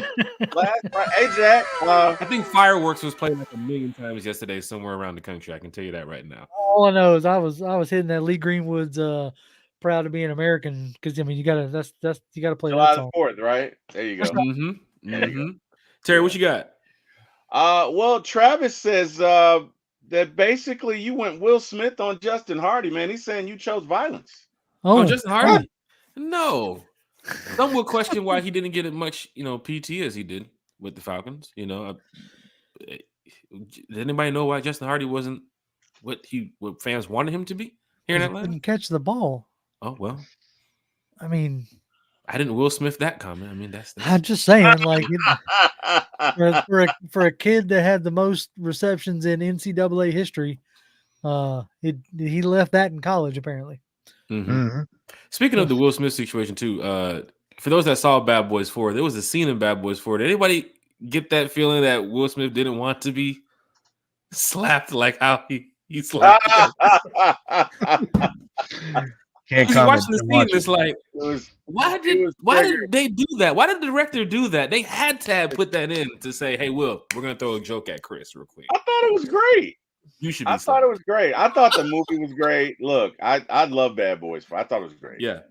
Specifically Hey, with what Will went through, which I won't get into because maybe folks hadn't seen it, but I could relate to it. So I thought it was great. And I thought back. that was that. He's back cutting records now. He just performed at the BET Awards. His new song with Kirk Franklin, and his next song with Lil Durk probably will be coming out too as well. So from Kirk Franklin to Lil Durk, right? How do you do that? How do you do that, man? I have no idea. Watch his third single be with Playboy Cardi, and he's gonna be on the stage. For real. It's like Angel and the Devil situation, right? Will Smith's on Demon Time performing at Rolling Loud and shit. Like, come on, man. Oh, man. This is great. We're talking Falcons football with everybody here. But we got one more thing to talk about before we get up out of here, Falcon fans. And we know that you guys love to talk about our running back, which I have a new nickname for him. His name is Bijan the Beast. Bijan the Beast. The Beast. I know Country says he's not too big on nicknames, but yes, here at One Time for the Fan, Bijan the Beast is in the building. Kate Magzo, I want to butcher your name. So Kate M. Go for it. Big shout out to Fantasies Podcast, Kate M. Jay was like, go for it. Yeah, go ahead. Ghost was here in the chat working with me last year on number 92, Ogundeji. So he was like, come on, Jack, Ogundeji. And then they drafted Rook this year, and I'm like, damn it, Falcons. No, I was like, look, it's Ruko, okay? Ruko. That's Ruko. That's it. That's all I'm going for. I ain't trying it. JR. I'm not getting canceled is all I'm trying to say. Amen. Damn. I got the face to be canceled is all I'm trying to say. Coaches, journalists, media, if we do butcher your names, we apologize. That's right. That's right. Sometimes we're hearing this on the first go. And versus ESPN and NFL, those guys, they probably mention it like 15-20 times the night before they go on the podcast. For me, I just pop it up right there. Oh, KM's here. Big shout out to KM. But she has an article here that says, I think the Falcons know what to do with Bijan Robinson now, and based off the trajectory of the offense, have to be all in. JR, Berto, Terry, are you guys all in on Bijan the Beast? Hell yeah. Yeah, like me and Jonathan, we did a video a couple weeks back, like highlighting like the comparison of how you could use Bijan the way they used that Sean McVay used Todd Gurley early in his career when he got to LA, right? And then when you go and look at like, okay, well, JR, that's going back in the time machine, 2017. Getting taught early. So I was looking at it today. I was like, oh, you know what? Kerwin Williams, the running back out of LA, did Mhm. uh did real well, and so I wanted to check it out. You know, almost 1,200 yards. He had 1,144 yards, 12 touchdowns, and then 32 receptions with 3 receiving touchdowns. So yes, they do know how to get their running backs involved, and they know how to do it in a bunch of different ways. Mhm. But something else to keep in mind when we were talking about how this may not look super different from last year, as Mhm. fans are expecting in certain ways, they kept Dwayne Ledford and gave Mhm. him a new title. Mhm. So not only is he the offensive line coach, he's also the run game coordinator, Mhm. and they kept running backs coach Michael Petrie. True. Yeah. You know what I'm saying? So um, Raheem obviously liked what they did in the run game last year. Zach Robinson obviously was like, "Hey, Falcons, y'all can run the ball. Y'all did good running the ball last Mhm. year. Uh, Mhm. Mhm. keep some of that brain trust and promoted run game. Like I said, gave a new title to Dwayne Ledford Yep. to probably get him more involved in creating this offense. Yes. Remember, Jared, Raheem mentioned in the press conference, we need a new quarterback, not a new running back. He didn't say nothing about That's the right. running back. When he first got Mhm. here, he said, I wouldn't be here if it wasn't about the quarterback. He didn't say nothing about Bijan. Really, it's like, appreciate it, Bijan. Let's get to this quarterback situation. That's right. That's and also we're talking about Bijan, but don't forget about Algier, right? Right. And when you look at what the Rams were able to do with their backup running backs, talking about close to 500 yards, both, and what's that?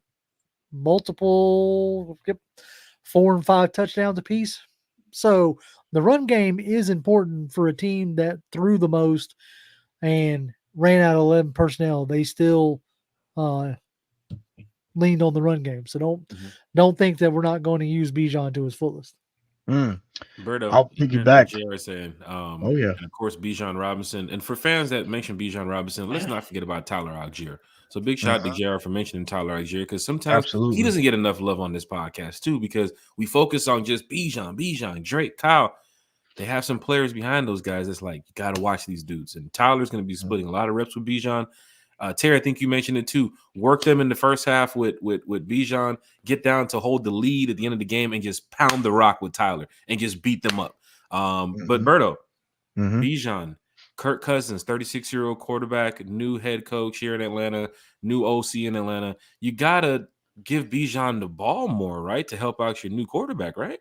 100%, man, and show the reason why he was the eighth pick in the draft last year, right? Mm-hmm. And that's what everybody brings up too. But there is a blueprint that is out there Mm-hmm. to successfully utilize Bijan Robinson to all his strength. You look back at his last year in 2022 with Texas, the Longhorns, right? Steve Sarkisian, we know a thing or two about Steve Sark and what he ran in offenses here in Atlanta. He was the head coach, or still is the head coach for Texas, and he utilized Bijan Robinson like no other. Well over 1,500 yards receiving, 18 touchdowns, well over 300 yards in the receiving portion, catching the ball out the backfield or lined up as a wide receiver.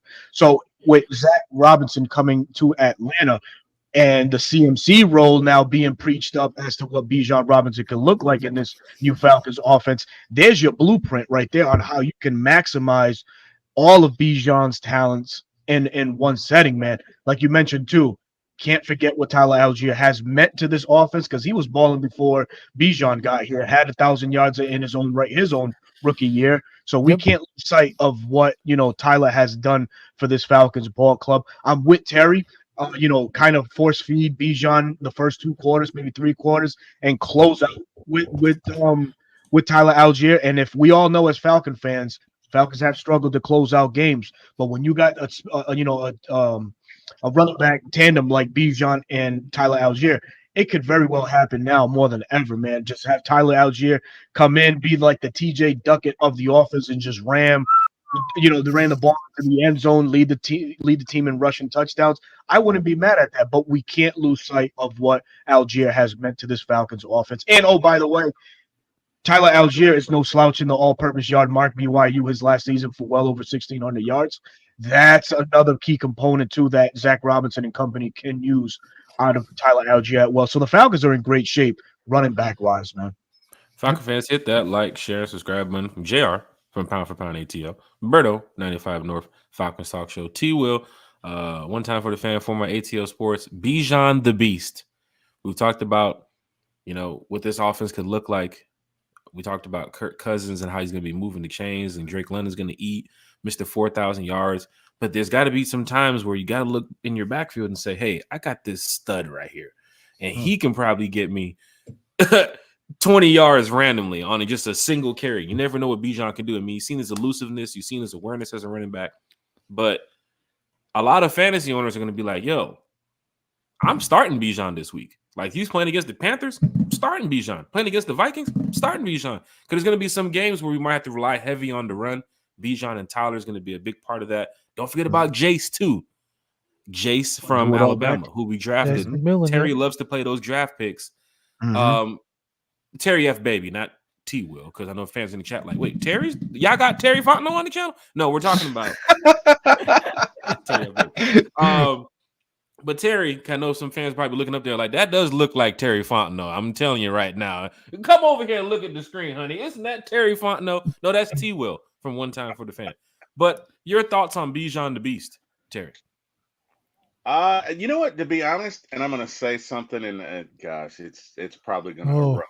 It's going to erupt. But he reminds me just a little of an early Marshall Faulk. Just a little bit. I'm not because I think Marshall was a tough runner. People see him and they just see the reception yards, but Marshall could run between the tackles. And I'm not saying Bijan can't. I'm saying there's a subtle difference there, but he just, in the way he runs routes, the way he is with the ball, the contact balance, to me, really reminds me of Marshall Faulk.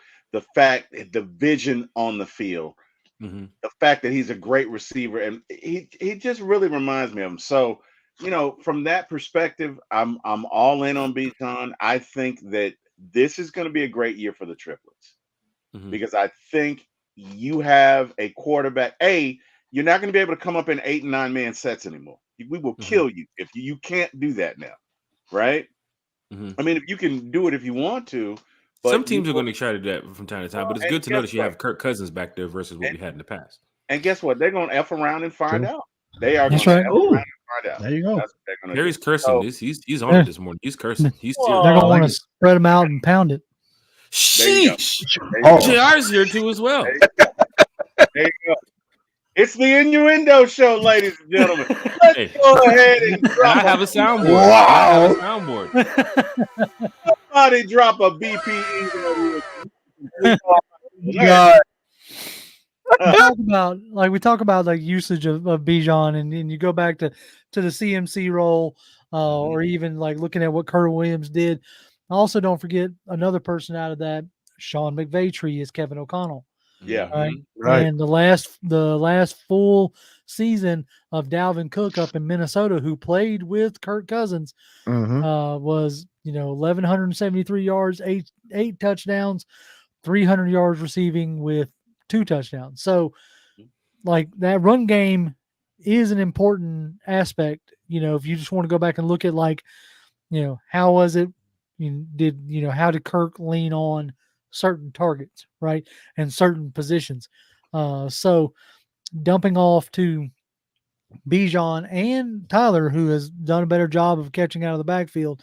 All joking aside, if we do it right by having a more high volume of throwing, that should open up the underneath stuff for a guy like a Bijan, who is extremely talented of catching a dump off pass and taking it 20 plus yards. And we'll stick with JR here too as well. Not just run play action like most teams would expect, or run shotgun. You're talking about Kirk Cousins, who can get under center, he can go shotgun, play action. There's so many things that Kirk Cousins can do for his age and experience. Teams are looking like, yo, please watch the quarterback, even though he might not be able to run, but the Joker can throw. Mhm. So you got to make sure that for a defense, Kirk Cousins can light you up quickly. We talked about Kirk Cousins having 4,000 yards in the past and how he could possibly have it again this year with a healthy season and so much more. We talked about Drake London. Could he get 1,000? Could Kyle Pitts get 1,000? Who's going to help Kirk get to these, 4,500 yard season, 4,600 yard season? Could Bijan Robinson have 1,000-yard rushing season?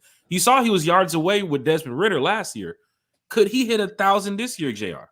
You kind of think about it like this. He was a Hang on one sec. Sorry, JR. What's up, brother?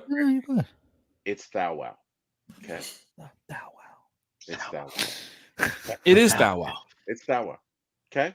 Ladies and gentlemen, one time for the fan. We no longer say 1,000. It's Thou Wow. JR, go ahead.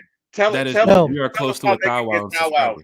I feel like that Bijan could easily hit that Thou Wow because if Kirk Cousins comes out and does what you feel like he's going to do, being able to distribute the ball, you're not going to have nearly as many 7, 8 man boxes. Everybody knew what was coming because you didn't have a threat of the QB being able to actually throw the ball. So with that threat missing, we could just load up the box, and he was still able to do what he did. So I think as T Will put it, I think a Thou Wow is definitely within grasp, within reach for Bijan, because the threat of a QB does wonders for the run game. Absolutely. We'll go to Berto here on that same question, and we'll get to T Will so he can finish up talking about Bijan the Beast. But Berto, there was plays last year, and this is where Kirk Cousins comes into this year, that he's a quarterback that you needed in the system, in this new Atlanta offense. But last year there was plays when you get down to the 10 yards or into the red zone. There was a shotgun play that Desmond Ridder used to run like a QB sneak. I used to see that play and say, I know that play is coming. I'm not even on the field as a defender. I'm sitting there as the fan saying, this is the QB sneak. This is that fake handoff, and Ridder runs left around to the side. They ran that play like 10 times last year. You're not going to see that with Kirk Cousins this year. You shouldn't see that with Kirk Cousins this year. No. Kirk can fire from the 8 and get into the red zone and get into the touchdown. He can fire from the 13, from the 17. He can fire from anywhere to get in the red zone, or he can just hand it off to his 2 premier running backs that he has behind in the backfield. Bijan the Beast being one of them. Berto, does Bijan grace 1,000 this year? The Thou Wow is in full Thou Wow in Atlanta, and JR, he masterfully just put it all together, man. It's critical how important the quarterback play is. For us, it lacked severely last year. You eliminated that, bringing Kirk Cousins in, a competent quarterback that can pick apart a defense if you give him enough time, right? And Atlanta's O-line is decent enough and in decent shape that they could give him that time back there in the pocket and have him survey and dice up these defenses. You just brought up a good point too, handing that ball off in, within the 10-yard line. And that speaks to the point that I was trying to make earlier with Tyler Algier. Have him back there also just wearing down these defenses. Even Jace. Look at Jace, what he did in Alabama. Jace McClellan, man. He was a do-it-all back there as well. His problem was he couldn't just stay healthy, but hopefully, he leaves that in college, all those injuries, and he just comes into the NFL and is able to, play a fully healthy season. But yeah, I Thou Wow definitely full effect, and JR, man, he summed it up perfectly, man. We talked about the Thou Wow, T. Will. We talked about Kirk Cousins being able to hand it off to Bijan from the 15, from the 10, or Tyler, even Jace. But there's a 4th running back named Jack Spade that can hand it off too as well. I'm getting myself prepared. What numbers, Jack? Look, I know a lot of like success has to do with like numbers and visors and all that. So what's Jack Spade's number? And what visor are you rocking there, bud? I gotta get Damsky to get my equipment ready. Shit! Pretty good at looking over equipment, so I'm gonna go with that. What's the F2 visor? Damsky talked about before that. Damsky's real in depth when it comes to talking. He football, is. Right? Like, he gets down to the equipment. I do know that. I do know that the number selection is how you can determine Hall of Fame before they ever take a snap. So, Well, I'll just, be you the know, first player with 3 numbers. So that's where the let's Hall of see, Fame Hall of comes in. Fame done. You're gonna be like, who is 111 out there? I'm 111. 111 is going crazy out there on the field. Who's the But no, 404 out there? I just take whatever number Eddie Goldman has at the end of the camp. Eddie Goldman, listen at it. Fans, Wow, like, man. my boy JR. My boy JR now. He said when that Georgia Heat get him. He said when that Georgia Heat gets him. Hey, look, when Lord. you get, look, all I'm trying to say is we in the early part of July, and my AC already can't keep up. Okay, like we ain't even hit August yet. Empire's been to your house a few times already. Like, damn, they keep Dude, coming back. hello. They're killing me. I'm a big boy. I need some coolness. I hear that. And Eddie's a bigger boy than I am, and I know that he ain't gonna like that. We're just gonna see if he makes it through training camp or if he's gonna retire again. Berto, we're talking about how hot it is in the South. I know you up Man. northern, you Northerners don't know, but it's probably snowing up there around. Wow. No, it's been 82. This week is supposed to be in the 90s. 82. I heard, Berto, somewhere. Well, it's been 98 at my house. Lord, man. God bless you guys down there, man. 82 in Rhode Island is like what, a flashlight in your face for like 6 hours? What is that? 82. Like, wow. That's what I can come back with. We don't have those 100-degree temperatures up here. Bro, it's 11:20 and it's 86 already. Bruh, Okay? it was. Let me see. Hold on. Let me see. Berto, we outside like this. The homies like, I know. I'm Listen, kidding. Look at this. 87 already. now. Okay. We're at 78 right now. 78 at 11:20 in the morning in Rhode Island. Bro. Yeah, man. Yeah. But let me tell you something. Up here, the heat up here is dry as fuck, bro. There's like no wind. It's dry as hell. This heat up here, I'm telling you, it's probably comparable to what you guys face in Georgia. So for all I fishermen, know I'm is guessing this is good 98 water. with 98% humidity will make you Yes. not want to get up. Okay? Yeah. Oh yeah. Yeah. Oh yeah, bro. So that weather to me, that don't do nothing. I love that style of weather.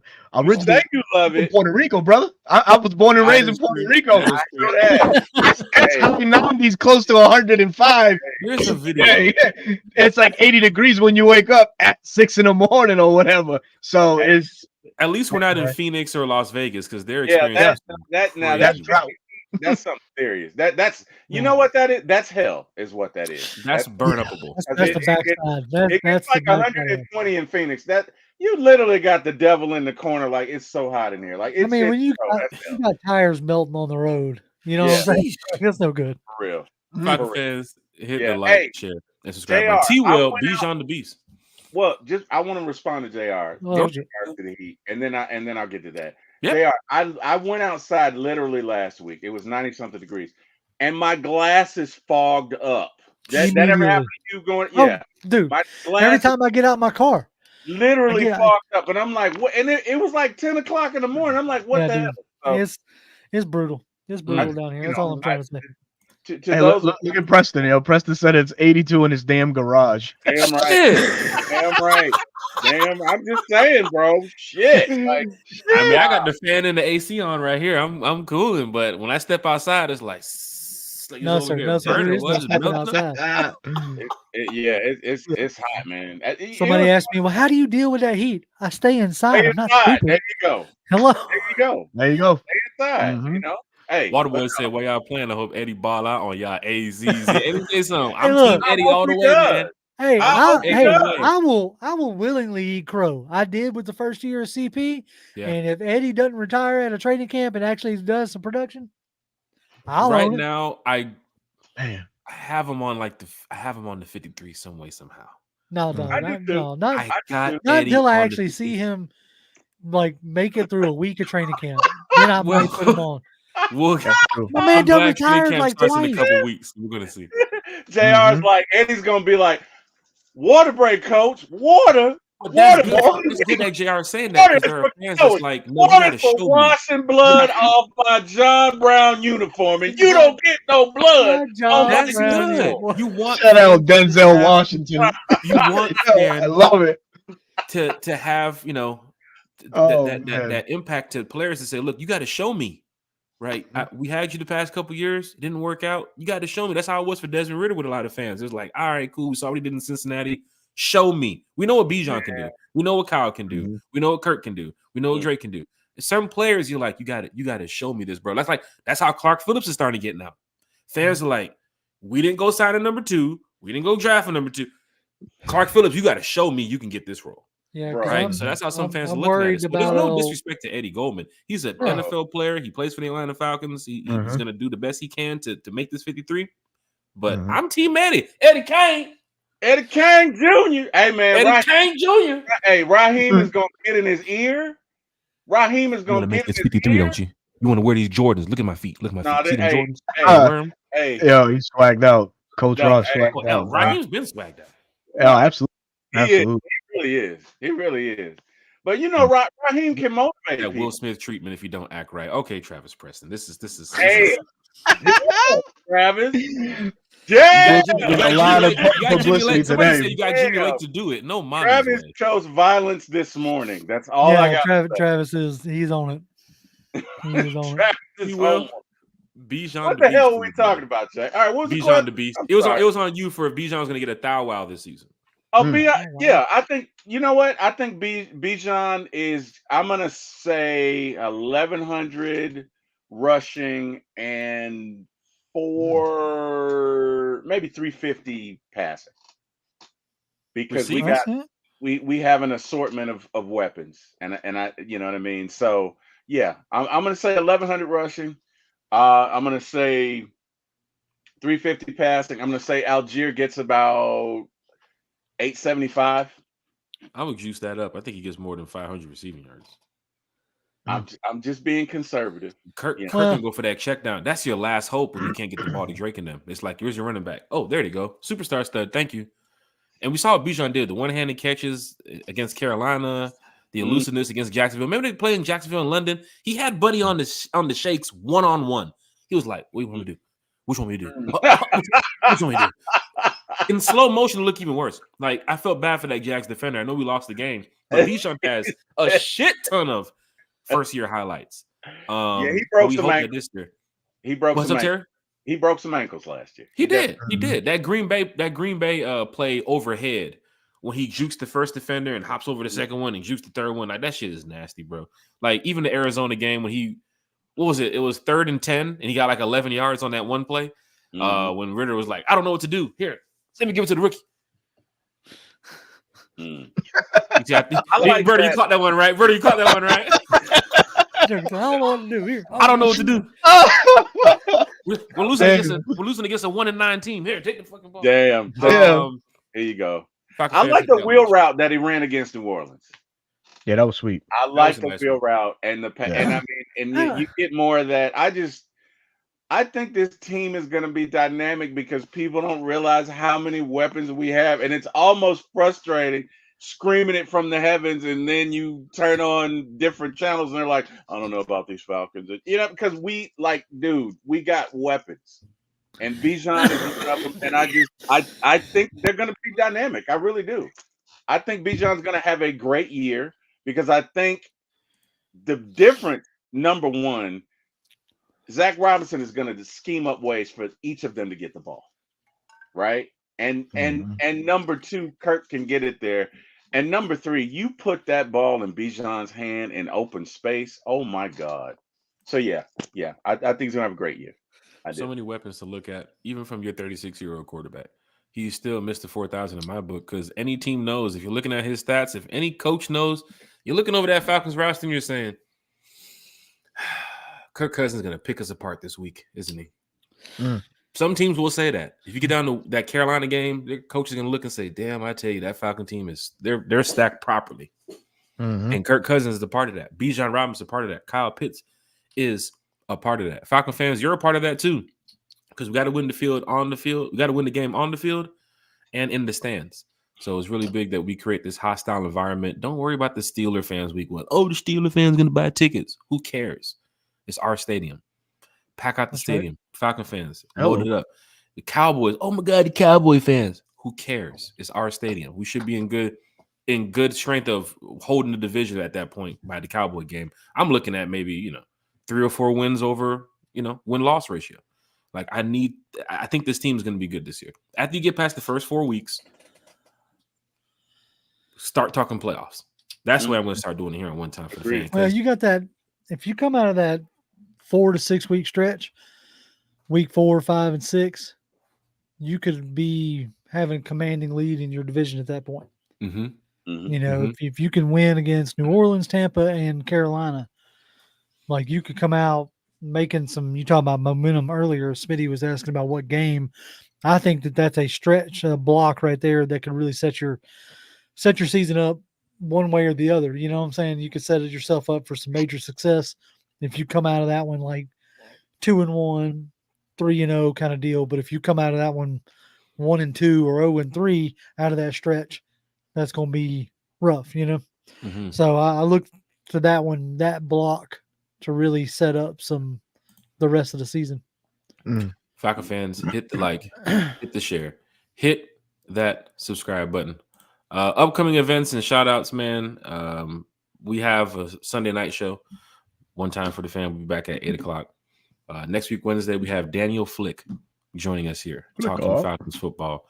And that's going to be great because Daniel, I know a lot of you all on social media, react to his articles and, of course, what he tweets out. He's also pretty close to the Falcons too, as well. I think he interviewed a couple coaches recently and had a chance to shed some light on what they're going to be doing this season. So it's a good opportunity that we get a chance to have Daniel here for the first time on One Time for the Fan. We just had Bryce Lewis with us on Wednesday, who'll be back too as well during the season to talk Falcons football with us. We love bringing all these special guests here to the channel. Falcon fans, journalists, it doesn't matter. Former players, big shout out to Michael Turner too as well. Of course, we're working on something with Michael Turner right now to get him over here on the podcast. He also just announced that he's doing his new show with Ovi Mahaley too as well. So make sure you guys go support Ovi Mahaley and Michael Turner on their new podcast because it's going to be great. You got two former Falcon goats talking Falcons football with the fans. You can't beat that. And who knows what type of special guests they can get on. I'm sure they can get Matt Ryan on. I mean, they're pretty close to the guy, right? But Julio Jones, you never know, Harry Douglas, like they're former Falcon players, man. So when you have former players doing podcasts, I love listening to that because they played the game, right? And they can shed some more light about what this Falcons team. But last year, was it the Josh Dobbs? Yeah, the Josh Dobbs game. I was at the game and I was talking to Michael Turner right there, and we're sitting there watching the game. And he's like, "Get this man on the ground. Don't let this man scramble around." Sure enough, next couple plays, it happens. And Michael Turner turns to me and be like, "Bro, you see that shit? You see it?" It's like, Mike, I don't know, man. I just don't know. But fans were disappointed that day. But that disappointment is gone. We're not going to have those games anymore, especially with Kirk Cousins in the building. Terry, right? Absolutely. Kirk Cousins don't lose that. He don't lose like that. Kirk Cousins, he goes to the locker room and says, "You like that? You like that?" That's gonna be funny when he drops that in the Falcons locker room. You like that? The first one that he He does does. it in Minnesota or in Washington. He can do it to two teams that he might have a personal rivalry for. Facts, Right? man. He goes to the back of the locker room in Minnesota, a stadium that he knows well, and says, "You like that?" to the cameras. Vikings fans get mad when we beat them by like 60. They got Sam Darnold as their cornerback anyway. And then you go to Washington. We play there too as well. He can do you like that in their locker room because that's where the original video started. He was walking like that room and hit him with the "you like that." You like that? The Kirko chains. Kirko chains. How is it, Terry? Can you fight the dragons for me? How is it, Terry? Can you do it? Can you do the Kirko chains dance for me? To give y'all a little background, I did this a couple of shows ago. And he started hitting the damn ceiling started coming down. The fan came down. I said, Terry, we're just trying to. Apparently, that's not how it's done. Y'all know I'm a little older or whatever. Terry, you went off screen and you were throwing damn Cuba Gooding Jr.'s in the top of the air. Oh, Cuba Gooding Jr.'s. You know your boy Cuba. Here's the thing, right? Hold up. And I've seen a meme of this. There's how you think you look. There's how you think you look versus how you look. Like in my mind's eye, I look like that. But I guess in reality, I was like, "Come on, guys, what are we doing here? Come on, let's go. Put him up, pal. Come on, see, huh? You want to see Terry? Come on, play the piano. That's crazy. Remember that Family Guy scene, JR? When what was it? Stewie was talking. He turned about the old bar scene in the 1920s. Oh yeah, the guy in the striped pin suit was playing the piano. He's laughing at the other guy. This shit was funny as hell, man. Nah, Terry, Kirko chains. See, yeah. Kirko chains. That's the Kirko dance, man. This is great when we got Falcon fans in the chat, Falcon fans on the podcast, and that one Jaguars fan who randomly appears. But He ain't got nothing better to do. He'll be all right. ain't no podcast going on over there in Duval, huh? Oh man. He knows we're joking with him though. He knows that he's a fan of the podcast here. But yeah, we had some upcoming events. Like I said, we have some special guests. We got more special guests on the way. This is great to have Berto from 95 North Falcons Talk Show with us. This is great to have JR.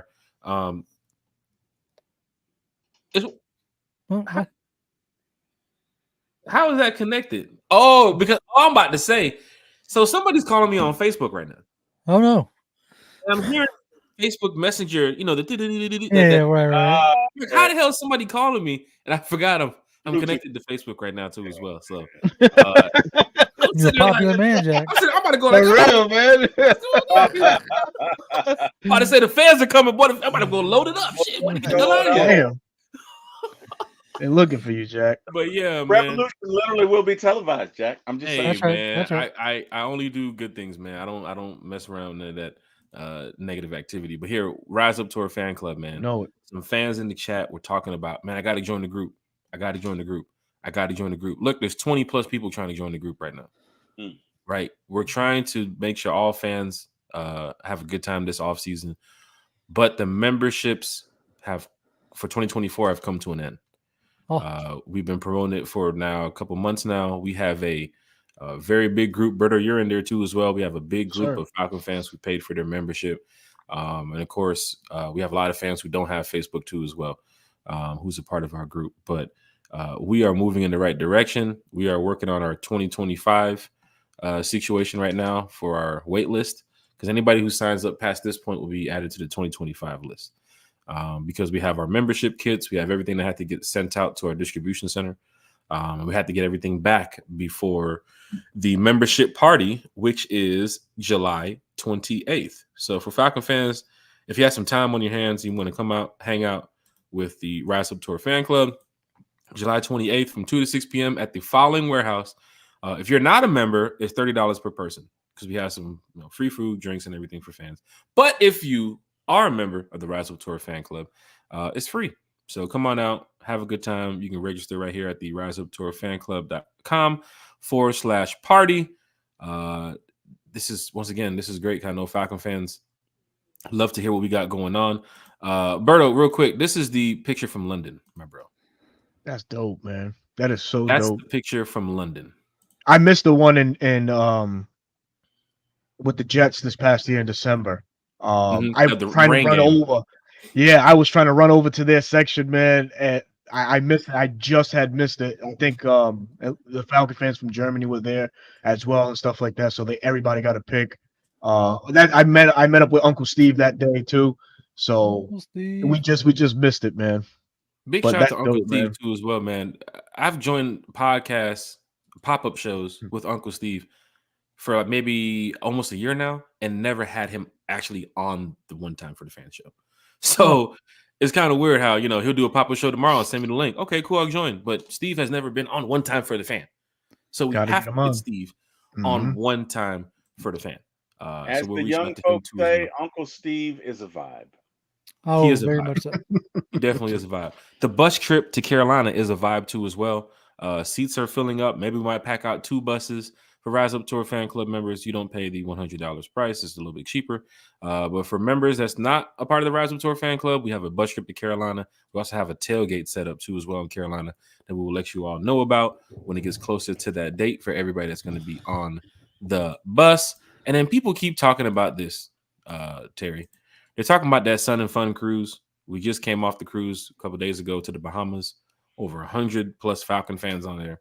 Next year, we're going back again, May 22nd through the 26th. We're leaving from Miami this time. But yeah, if you want to go ahead and call Carnival, go ahead and register. Just give them the group ID. You're with the Rise Up Tour fan club, and then just deal with Carnival, because we're not giving out any Rise Up Tour fan club discounts. This is straight from Carnival. They just look out for us because we're a big group, right? So we had over 120 fans this year. Let's see if we can get 500. Is that too much to ask for? No, definitely. No, hell no. We had 100 this year. I think we can raise the bar and go to 500. That's right. That's right. Mm-hmm. We brought Freddie the Falcon out on the boat too as well. And fans that was just a surprise to see Freddie the Falcon hanging out on a cruise ship with diehard Atlanta Falcon fans. Matter of fact, here was a picture of Freddie. Look at Freddie. Freddie's just Freddie was Freddie. having some fun. Freddie is Freddie. Are they trying to dump him over? Like, what? I hope they're not. Yeah, I'm gonna reach out to yeah. Sonia and Valicia and find out what the hell is going on in this picture, What is because going you don't on? do that to the NFL mascot. Of the No, no, Are you they don't. are they saying you should be able to fly, Freddie? Let's go. Like, Or what's maybe what are Freddie they? said, "I can swim." We seen Freddie jump off the top of the Mercedes-Benz Stadium, We did but have we seen with the swim yet? bungee cord, however. Some Yeah, sort but of. say he was attached. He's so. That Yeah. is true. That is true. We didn't see him fly, so I That don't is know. true, because we don't want fans here thinking that Freddie did do any type of Mankind or Undertaker type somersaults from the top of the Mercedes-Benz.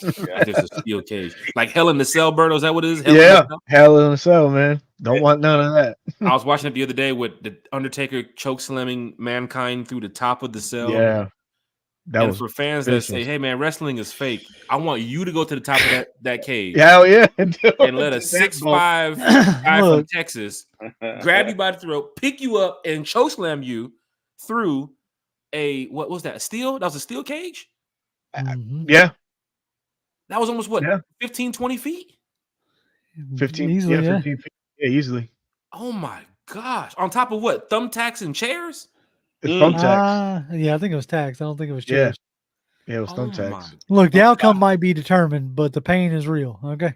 For real, man. God. Shit. Falcon fans in the chat, we do want to find out what is going on here with Freddie. So, Felisa, Sonia, please reach out to us to let us know. And of course, we have our, I want to pull this last one up here. Our bus trip to Tampa. We are now probably close to 30 seats on the bus. Probably got like 20 or some more seats, but then we can get a second bus. It's not a problem. Host Hotel down there at the 4 Points by Sheraton, not too far from the stadium. We have our party because the October 26th is my birthday, so I'll be hosting that party down in let's Tampa. go. So for those who want to have a good time in Tampa, come on out, hang with us. Now, you don't have to be a member of the fan club to go to these parties. Like, we have events and parties for all Falcon fans. But if you want to join the group and see what we have exclusively, we do have some extra stuff available for fans. But yeah, right here, the payment is due. We have deadlines, so payments are due by September 1st. And in the cruise, you can pay off going up until next year. So Falcon fans, this is great. But the biggest thing about it too, I'm sorry. Forgot I had to promote this, man, because my dogs, my Georgia Bulldogs. We got a Georgia, Alabama bus trip. Go Dogs. Go Dogs. For those who want to head down to Alabama for the game this year, we have a bus trip. We're just going to the game, and then we're coming back. So you got to get your own tickets. You can go find your own tailgate. You can do whatever you want. But a lot of people are saying, hey, look, we want to go down to Alabama to go see about this Georgia-Bama game, which Georgia should win by 100. They should win by 100. 100, he says. JR, they should be. There's no more Nick Saban, so we should win. I was about to say, are you like betting in on the DeBoer debacle? Is that what you're going for? I mean, it's early in the season, so we're hoping something can happen. But it's going to be a good game. Yo, when you said that, Jack, it felt like Tom Cruise when he's like, "Who's coming with me?" Right? When he's leaving the agency or whatever, he's fired, and he's like, "Who's coming with me?" He's looking around because, yeah, man, I love you, Jack, but I don't see 100. I don't even see 50. You don't see the 100? Maybe 15. But more reasonable. They still got Saban's players for the next couple of years. They got some big ass offensive and defensive linemen. They run the ball well. Like 100. All right, 95. Okay, 95. Wow. Yeah, there you go. You got Jack to be conservative. This guy on one. Okay. Dog fan all the way. Falcon fans, the train ride to New Orleans is sold out. 60 seats sold out. We're partying in New Orleans. We're partying in New Orleans. Berto, guess what? We're partying in New Orleans. Damn. It's going down in a major way. The tailgate location for Vegas is set up too as well. James said, when is the Las Vegas game? December 16th. I'll be there from Thursday, like the 13th. And then we have events Thursday, event Friday, event Saturday, event Sunday, tailgate Monday. Right? All this is already set up. Can't drop no information yet, but all this is set up. So if you're heading out to Vegas, we have a lot going on. If you're heading to Minnesota, We have a lot going on too as well. If you want the information for some of these host hotels too as well, I'll let y'all know. You might have to pay the full price because you're not a member of the Rise Up Tour fan club. But like I told you, Berto, the room in Washington was like 220, 225. We get it for Yeah. like 110. You know what I'm saying? So All day, man. this is some of the I'll be perks that you booking get mine. with the Rise Up Tour Mhm. fan club. The host hotel in Arizona last year was $459 a night. We got it for $220 a night. So when we talk about helping out fans when it comes to traveling, and the stadium is like right there. You look out your window, good morning, game day. There goes the stadium. Right? So we don't put you like 15, 20 miles out. You're literally like right there next to the stadium. So these are some of the perks that we have with the Rise Up Tour fan club. Thanks. DSGB Hall, he just woke up from the West Coast. A long night of partying in San Diego, I'm guessing. I don't know if he woke up on the beach. Was there a bonfire last night, DSGB Hall? You know, I know about those bonfires. You know, bonfires on the beach, La Jolla Shores. You know, I know about what's going on over there. I used to live in San Diego. But Falcon fans, this is what it's all about. We turn a hour podcast into something that's 2 hours and some change because we have an intelligent brother like 95 North Falcons talk show here, who's also a Celtic fan. And then you have JR from Pound for Pound, ATL. I get a discount for that then. I'm telling you, man. And here's the funny thing: we play the Patriots in New England next year. Isn't that Bro, great? I'm there. I hate that Isn't that stadium. great? I can't stay. Listen, man. I'm from the region, from the area. I live in New England. Yes, it's hella tough being a Falcon fan in this area because you get the slander, you get all that bullshit said your way. Every conversation you talk about Every that, conversation. Oh, you remember 28-3? I'm like, oh, you remember you can slap in your face too. Like, shit. get up out of here, yo. Like, I don't want to hear that shit no more. It's done. Like the Falcon Native said. It's like, yeah, we heard that before. It's done. It's a thing of the past. But now dealing with these folks up here, man, it's tough, man. It's tough because they don't. There's no off button with them. They just continue. They know that gets on your nerves. They'll just keep poking at you. I do want to go back to Vinny's comment on the draft that day because I know Vinny. I know the Falconator. Mm-hmm. If that fan would have said something else as Vinny is turning around, walking away, he probably would have jumped in the crowd on that guy. Right? Vinny's one of those guys. He's like, I'm having a good time. I'm already at the draft. And then here comes this clown talking that shit. Vinny's walking off. If you say something, Vinny's like, you know what? Like full on Jack Black, right? You know how what's that movie? Ron Burgundy when he kicked the dog? Like that's how I roll. Oh shit! That would have been Anchorman. Anchorman, like Anchorman. Yeah. That so would have been last time I went to that stadium. Let's just call it like that stadium. It was the Fog Bowl. We called it the Fog Bowl. It was the year after the Super Bowl, and I was in lower end zone seats, but I still couldn't see anything because the fog was that dense. You want to talk about being heckled, man? There was nothing like it. Signs along the side of the walls. I remember seeing that Julio's catch when he ripped the ball. Yeah, I was on I was in that section. I was in that area right there.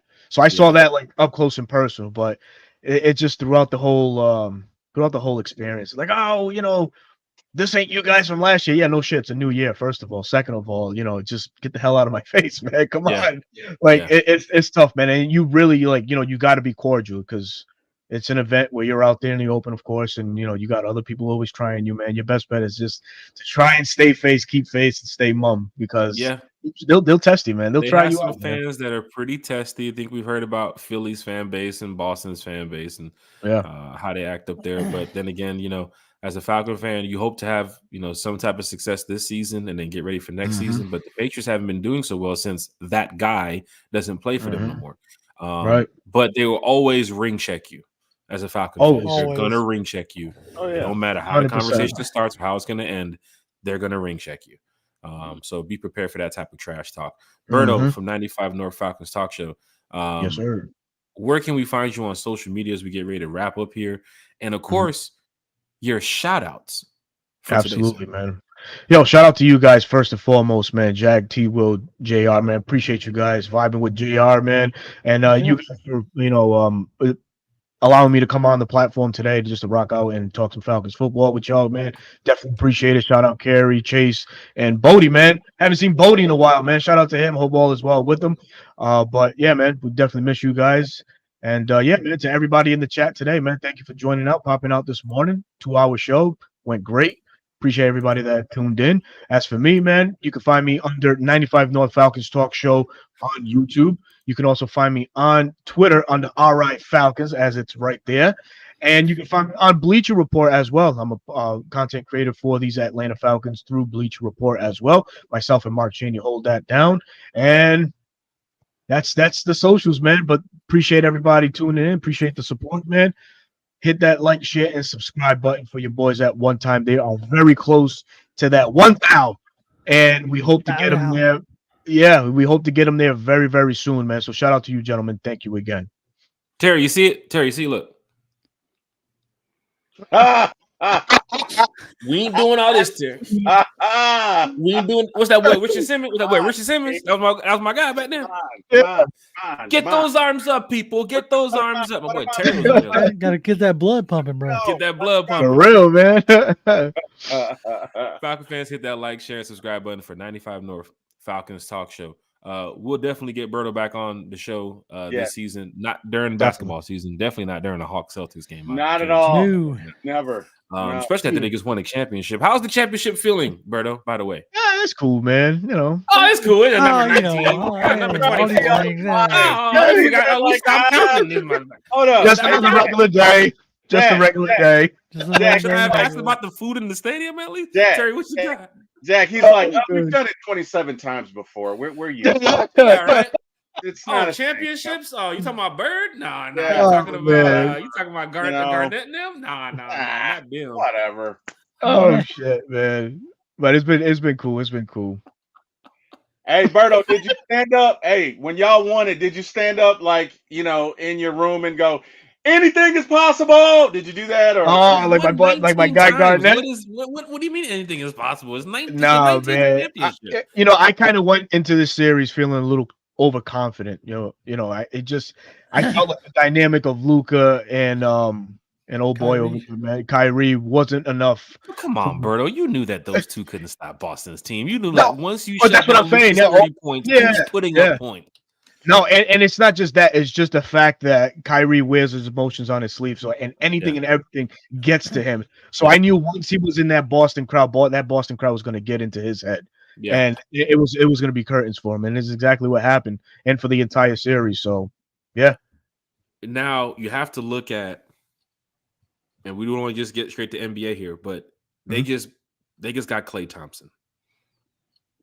Put Klay Thompson on that team against you guys, it might be a game 7 because Klay gonna give you an extra 20 30 points. Sure. Yeah. Klay's nasty. Yeah, and that's what the Mavs are missing. They were missing another piece to pick up the slack of either Kyrie or Luka. So obviously they weren't talented enough. Their bench wasn't deep enough. The Celtics obviously deep bench, good role players, good starters. So they had a good chemistry going, man. And one thing that I enjoyed seeing Mazzulla do was allowing these boys to play. He wasn't a hands-on coach. He knew that Jaylen Brown and Jason Tatum were going to man it down. And oh, by the way, Horford can offer a thing or two to say as he's the wily veteran on the team. Oh, so you disrespecting us by throwing the former Hawks player in the mix of winning? Not at all. I'm just highlighting. No, you go from Jaylen Tatum to Al Horford. Where does that come from, Berto? He's the vet on the team. Bro. He's a vet on the team. He's a guy that knows what it's like to win. He's been in big games. Oh, what it's like to win. So he didn't win here in Atlanta? What do you mean? What you Jack, trying to say I think that deserves a penalty. I think he deserves a penalty. Blowing the whistle on Berto. Nah, tell me about this. I think he needs a whistle. I'm getting the whistle. Yeah, I think he deserves a penalty. I don't think I'm going to achieve 30 penalties. 30 penalties, but too much. It's already starting. I'm getting annoyed already. I'm sorry. Flag of former Hawks players. I don't know, man. Yeah. We thought you were friends, man. We thought we were friends. We very much are. We just the region is what's separating us. To Mazzulla, and he's starting to talk about doggone Ray Allen, what Ray Allen did for the team, and get into this. Unnecessary swag talk. Oh man, we're doing our first 50-yard penalty. First 50-yard penalty on Berto. Oh, turnover on downs. Matter of fact, there's no more half a distance to the goal. We're turning over the ball on downs. Damn. Berto, bad, man. You broke my record, Berto. Damn. Oh, yes, man. 50-yarder, a 50 piece. Come on, man. Wow. We can talk Falcons all day, but I was waiting for this moment. Like, no, we're gonna talk. We're gonna talk about this. So just in case, because you guys came at me heavy. Look, Falcon Oh fans, this is Lord. what we do here on Breakfast with One Time for the Fans. Getting ready to be lunch in a I'm about to minute. say. JR from Pound for Pound, ATL. I thank you, sir, for joining us here on One Time for the Fan. Once again, where can we catch you? When is your next podcast? Season's getting ready to get underway, JR. Yep. Training camp starts in a matter of weeks. So what That's we got right. going on over there with Pound for Pound, brother? Well, like I said, we've had a break the last couple weeks. Just enjoying the summer, but we'll be back at it on Tuesday. Me and Jonathan, 7 p.m. P for P ATL. Come check us out. That's right. You can catch me on Twitter. I'm at Graham1128, as you can see on the screen there. I'm always running my mouth about something, or at least taking pictures of good food I cooked. There we go. I made some wings last night. It was slamming. Yes. Anywho, Mm. but yeah, like I said, we'll be back live on Tuesday, chatting it up, and go ahead and see if that brings up anything. Bam. Falcon fans, you got to hit that like, share, and subscribe button for That's JR right. from That's Pound right. for Pound ATL. Head over to the YouTube channel. You got to hit that like, share, and subscribe button over there too as well. They talk football now. Oh yeah, So when you They join do. up we'll with get Pound for into it. Pound We'll, in the chat, they get into it. They talk we'll- knows. I really that's love right. Yeah. We get into a lot of schematic type stuff, and Mhm. at least try to educate folks the best we can, because Do a great a job, good man. fan is a smart fan, in my opinion. And for Falcon fans here in the chat, you're probably wondering, well, how did you guys link up? Like, how did One Time for the Fan meet Pound for Pound? Here's something cool. When we started the podcast, the Falcons had their open practice at the stadium, and I had my good friends out there. Matter of fact, I had my. I was there for that one, man. You was there for that one, Berto? The very first open practice at Mercedes-Benz. Yep. I was there. I was there, Fans man. were packed out. They packed out the Oh, Benz. man. It was great because you got a chance to see the Benz. You got a chance to Mhm. hang out with other Falcon fans. But I'm over there passing out business cards to a lot of the Falcon fans about One Time for the Fan. And then my friend comes back over to me and says, "Hey, this podcaster over there, he gave me a card. He said, he'd like to link up sometime in the near future." So I looked at the card and it said Pound for Pound ATL. Mhm. JR, as you can see, is here on the podcast. 2-hour podcast today. That card, JR, you gave me that card like 2 years ago. That's I think. it. And now look at this. He's on the podcast talking Falcons football with us. Breakfast with One Time for the Fan. He's also been on the show before. We got to get your co-host on here too as well, JR. Mhm. Because this is great how content creators can just talk Falcons football, have a good day. And once again, it's Falcon fans talking Falcons football on a Falcons Friday. What more do you guys want? That's right? it. What more do Are you you guys not want? entertained? Oh. Are you not Are you not entertained? entertained? That's right. Yeah. That's right. Head Hey, over to T-Will. Time ATL. What's up, T-Will? T-Will, that open practice was on the same day the Braves were playing during the day. So I sold my Braves tickets that day to go to the open practice, and that's the day that a Braves pitcher almost threw a no-hitter against. I think it was it against the Dodgers? I want to say it was an National League West team, man. Wow. It happened in the ninth inning when they broke up the no-no. Are you serious? I gotta Yeah. look. I gotta look. If you do, I'm gonna do some research too. I'll text you. I'll let you know. Okay. Or you get me if you get it. But yeah, man. JR from Pound for Pound. I know you got a bunch of shout outs over there because you know a lot of Falcon fans. And of course you have your family too as well. Please, the floor is yours, sir. Oh yeah. Like, I mean, if y'all haven't checked out, Bigelow. Bigelow Country is great. Out of Your Falcon Mind, John and Mike, those guys are awesome. I love, chatting with those guys. You got y'all as well, obviously, and then Berto. We always, like, at least once or twice during the year, we tend to get everybody together. It's always a fun time with Uncle Steve and Smitty, and it's just a ton of fun. There's not too many content creators that are. What are you doing, Jack? Jack, put the bottle down. He's making some Irish coffee. It's Not 11:57. It's not even lunch 11:57. yet, Jack. It's not even lunch. Okay. Control yourself. Oh, it's lunch somewhere, Jack. Go ahead. I'm sorry, JR. Go ahead. It's lunch somewhere. There's one that I'm missing. Is I believe the gentleman's name is Chase. I've been on Chase their show. DFU. Yep. Jay, Yeah. Yes, that's yeah, it. Yep, yeah, yep. yeah. Those guys are great down there. They do because they're down around the Macon area, if I'm not Yep. mistaken. Baxley, Georgia. Like, yeah, countryside, Yeah, Georgia. yeah, Hmm. yeah. I've met them up at training camp. Not gonna have a training camp this year, which is kind of sad as far as like fans involvement. There's some conspiracy theories going on to why, but You need uh, a lot of space to fix a fan. Apparently, I and think. look, I mean, look, hey, you got a lot of construction anyway. I like how the Dixon way broke down like how No, the that was construction hilarious. Oh, doesn't fit with where the fans should I'm be about to say in our chat. I've been doing commercial drywall for over 20 years now, and for them to be all like, "Oh, construction is the reason why," I'm like, "Listen here, guys, we right now are adding on an addition to a hospital Hmm. up in North Georgia that is still in operation, so Hmm. you can't sit here and tell me that we can't be up on the hill, but whatever." Hmm. Because you have practice facility over here, Right. parking It's over over here. there, and the fans over there. But for some strange Right. reason, we can't go to practice. All right, cool. That's cool. I think it has a lot to do with that BP going on. I think it's Shit. bro! Where's my sound? Where Wow! is it? There it He's is. on fire! He's on fire from want way downtown. Wow! I love it, Jr. Love it, love it. to. Hey, I appreciate y'all have me on. Let me invite myself because I know exactly what I did. Some folks don't realize when they invite themselves. I knew exactly what I was Oh doing. man, This is he knew great. what the This is fuck he was doing. That's right. That's right. I know Because exactly I was what I gonna was say doing. no too. I was like, shit, Jared wants to come talk Falcons football. Okay, that's perfect. Let me go ahead and whoop country on this on the seventh hole real quick.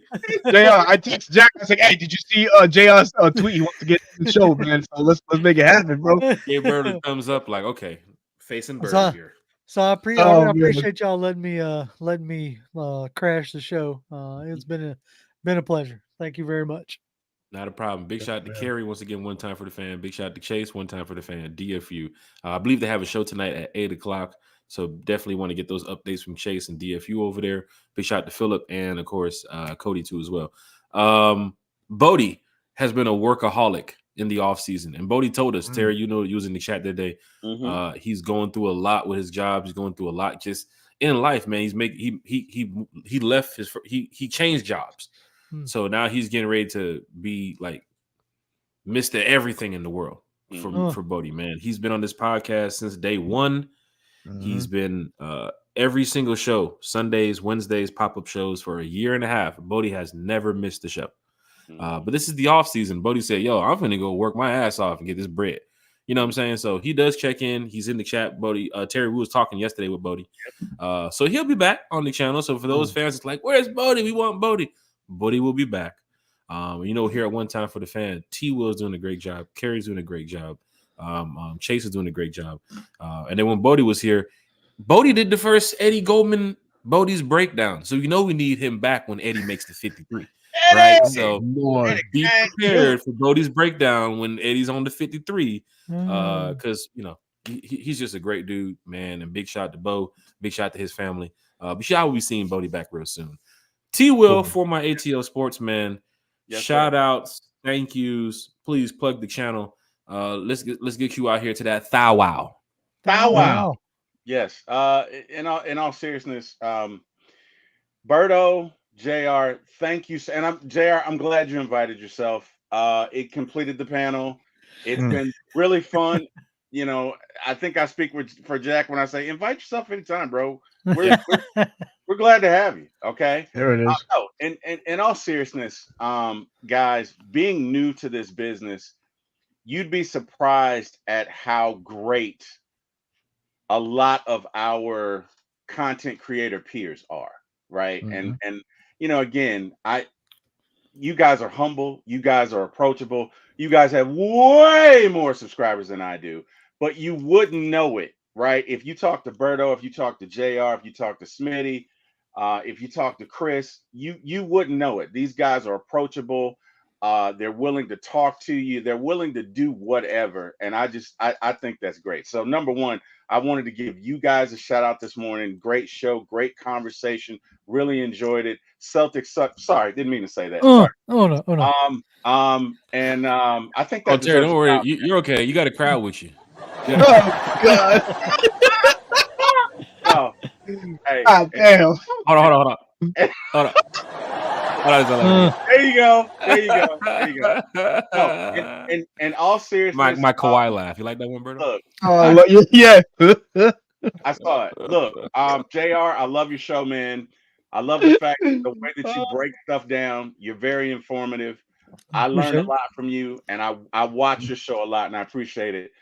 Berto, you are one of the most dynamic hosts because watching that show, you really keep it going, right? So, like Thank you, man. when you know when things get off the rail, you're like, all right, guys, back to business. And something that I noticed that you really do well, you and Jack do well, is you guys segue into next segments great.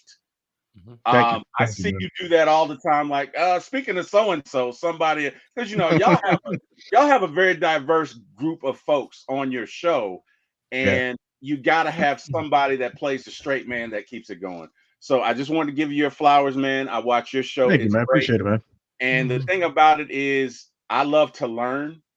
and you know, this is to the crowd. This is anything that you want to do and get out there.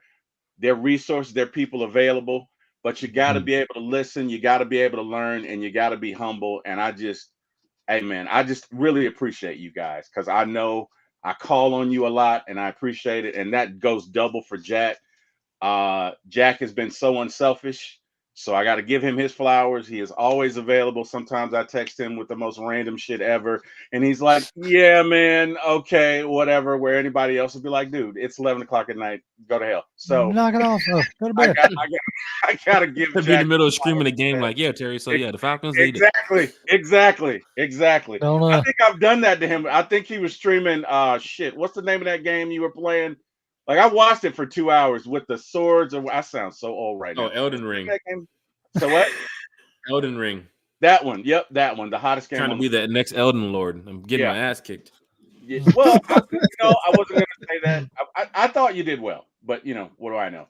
But no, in all seriousness, Jack, thank you. Shout out. Appreciate you. Thank you for having me on the show. To the fans, thank you all. You guys make the show so appreciative. And yeah, man, let's make our way to a thou wow. Also, got to thank God because wouldn't be here without him. Always, man. You know, thanks to my family, I can be reached at for my ATL Sport. I can be reached, like, you know, whatever. I'm a car salesman. Sure, you get so old school with it, man. Like, yeah, I am. Center Raven, right? I did. You're right. For my ATL Sports 1 at YouTube, guys, please. Thank you. So the Center Raven comments for my House of the Dragon fans. There won't be too much Raven sending after Sunday. I'll tell you that right now. Was there war last Sunday, Jack? You said. There was the intro to the war. Now we get ready for the Dance of the Dragons on Sunday. For those that know the books, for those that know how George R. Martin does it, the dance. Matter of fact, I was thinking about cutting a podcast on some of this shit because I'm really in depth with some of that Game of Thrones and House of the Dragon. But George R. Martin does a great job of, you know, trying to make sure the book matches up to the TV show.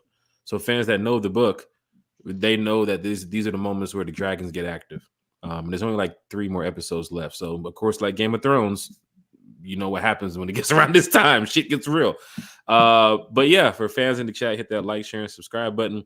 Got a lot to go do today. I'm about to go start grilling in a minute. It's a beautiful day outside. Missed yesterday because I was whooping up country on golf. And Shady, too, as well. Yeah, man, let me tell you something. You might be the number 2, 3, 4, 5, 6, 7, 8, 9 safety in the country, but you ain't gonna beat me on no golf course, bro. I'm telling you right now. Boom! You ain't finna beat me on no golf course. Going down the golf. You're probably listening, watching, doing your workouts, talking to the coaches, and getting ready to make your decision because he has a big decision coming up August the 3rd. He's going to select his college that he's going to be attending. But you ain't finna beat me on no golf course, bro. You got first of all, you got to get your drip up. You got to get your golf drip up, bro. Your golf drip up, player. Lord. Golf drip. I'm calling him out. I'm calling out Shady right now, man. Next time you on that course again, man. You feel good, you play good, right, Jack? That's right. There you go. Practice There is you playable, not perfect. Practice doesn't make perfect on the golf course. Practice The way makes you dress. playable. Yeah, that's Yeah. right. Mhm. You got to have The way that you drip dress because is yeah, you're shooting high scores, and then next thing you know, they're looking at your drip like, well, I'm like, you're dang, not this good guy at don't know what golf, he's and your doing. drip is off. So That's what happened to John Daly, shit. Damn. And there's some crazy golf drip too as well. There's some Falcons golf drip that I saw online. So I'm gonna go ahead and try to look into that. There you For go. Falcon fans, shout out to you all. Shout out to everybody in the chat. Once again, shout out to my fam, my friends. Shout out to Jared from Pound for Pound ATL. He know what he did when he inserted himself here on this podcast. He did it the correct way. We want to make sure that JR always comes back to me. Pound for Pound ATL is a channel you definitely want to go follow. 95 North Falcons talk show. Otherwise than him being a Celtics fan, he's a really cool guy. So Yes, he big is. shout out to 95 North We're only going to hold that against them for a while longer. only until the Hawks win the championship. That's right. Oh, That's right. shit. Gonna be a while. Oh shit! Oh fuck! You got oh shit! That's another Oh penalty, shit! Jack. No, another hour What's of your one time for the fan begins. What's the starting five look like? Get Blow the whistle. Smitty and Chris in here. Get Bryce No, in here. We he's gonna gotta get a talk whistle. now. He's got to get a whistle. Oh, You can't let him get away with that. Lord. He's got to get a whistle. Hold on, soundboard's loading up. Soundboard's There loading you go. up. He's got to get a whistle. yeah, man. Let's hit Shout that out. like share. Fire up the grill and do the glizzies right. Shout out Zach on that, man. Shit, not the 50 Nothing. glizzy pack. You saw your boy ate 58 glizzies yesterday? It's disgusting, man. That boy should be banned or thrown in Glizzinator. jail. Yo, for The real, man. Glizzinator. And then they had a stat tracking system like, well, Joey Chestnut ate 72 glizzies. Yo, what the is eating all these glizzies? No, man. That's Chill a out on the violation, glizzy bro. eating. And then it's a national televised sport now. Now you can go watch national televised glizzy eating on ESPN, ESPN 8. It's ridiculous. ESPN Ocho. Damn. Matter of fact, it wasn't even ESPN 8. They had that shit on the Big Boy channel yesterday, right? Oh, I think so. It was on there like the regular ESPN 1 or 2 channel. Like it wasn't in the back of the pack. We got to go search and the That's dark web. crazy. This shit was on TV. Mm. Look at these people Insane, drink man. 15 gallons of lemonade and then go eat 58 glizzies. It's ridiculous. Falcon fans, hit that like, share, and subscribe button. Big shout out to everybody in the chat. Once again, be back Sunday night, 8 p.m. We'll always be here talking Falcons football with you. Berto, Yes, sir. T Will. Wait a minute. T Will, Yes, sir. when is your next show? Probably gonna be Monday. Okay. We want And, fans here in the chat to know about For My ATL Sports because we got to get Terry to a thou wow too as well. Get me to a thou wow. Let's do it. Thank you all, Falcon fans in the chat. We'll see you all Sunday night at 8. Hey, Jack, what's gonna come first? A Hawks championship or me getting to a thou wow? Let's just ponder that for the. You want me to blow the whistle on you now? You want me to blow the whistle on you before it's blow over? it on me. I deserve it. I deserve it. You see that first the referee couldn't get the whistle out here. Damn, shit wasn't working. Oh, man. Falcon fans hit that like, but we'll see y'all Sunday night. All right.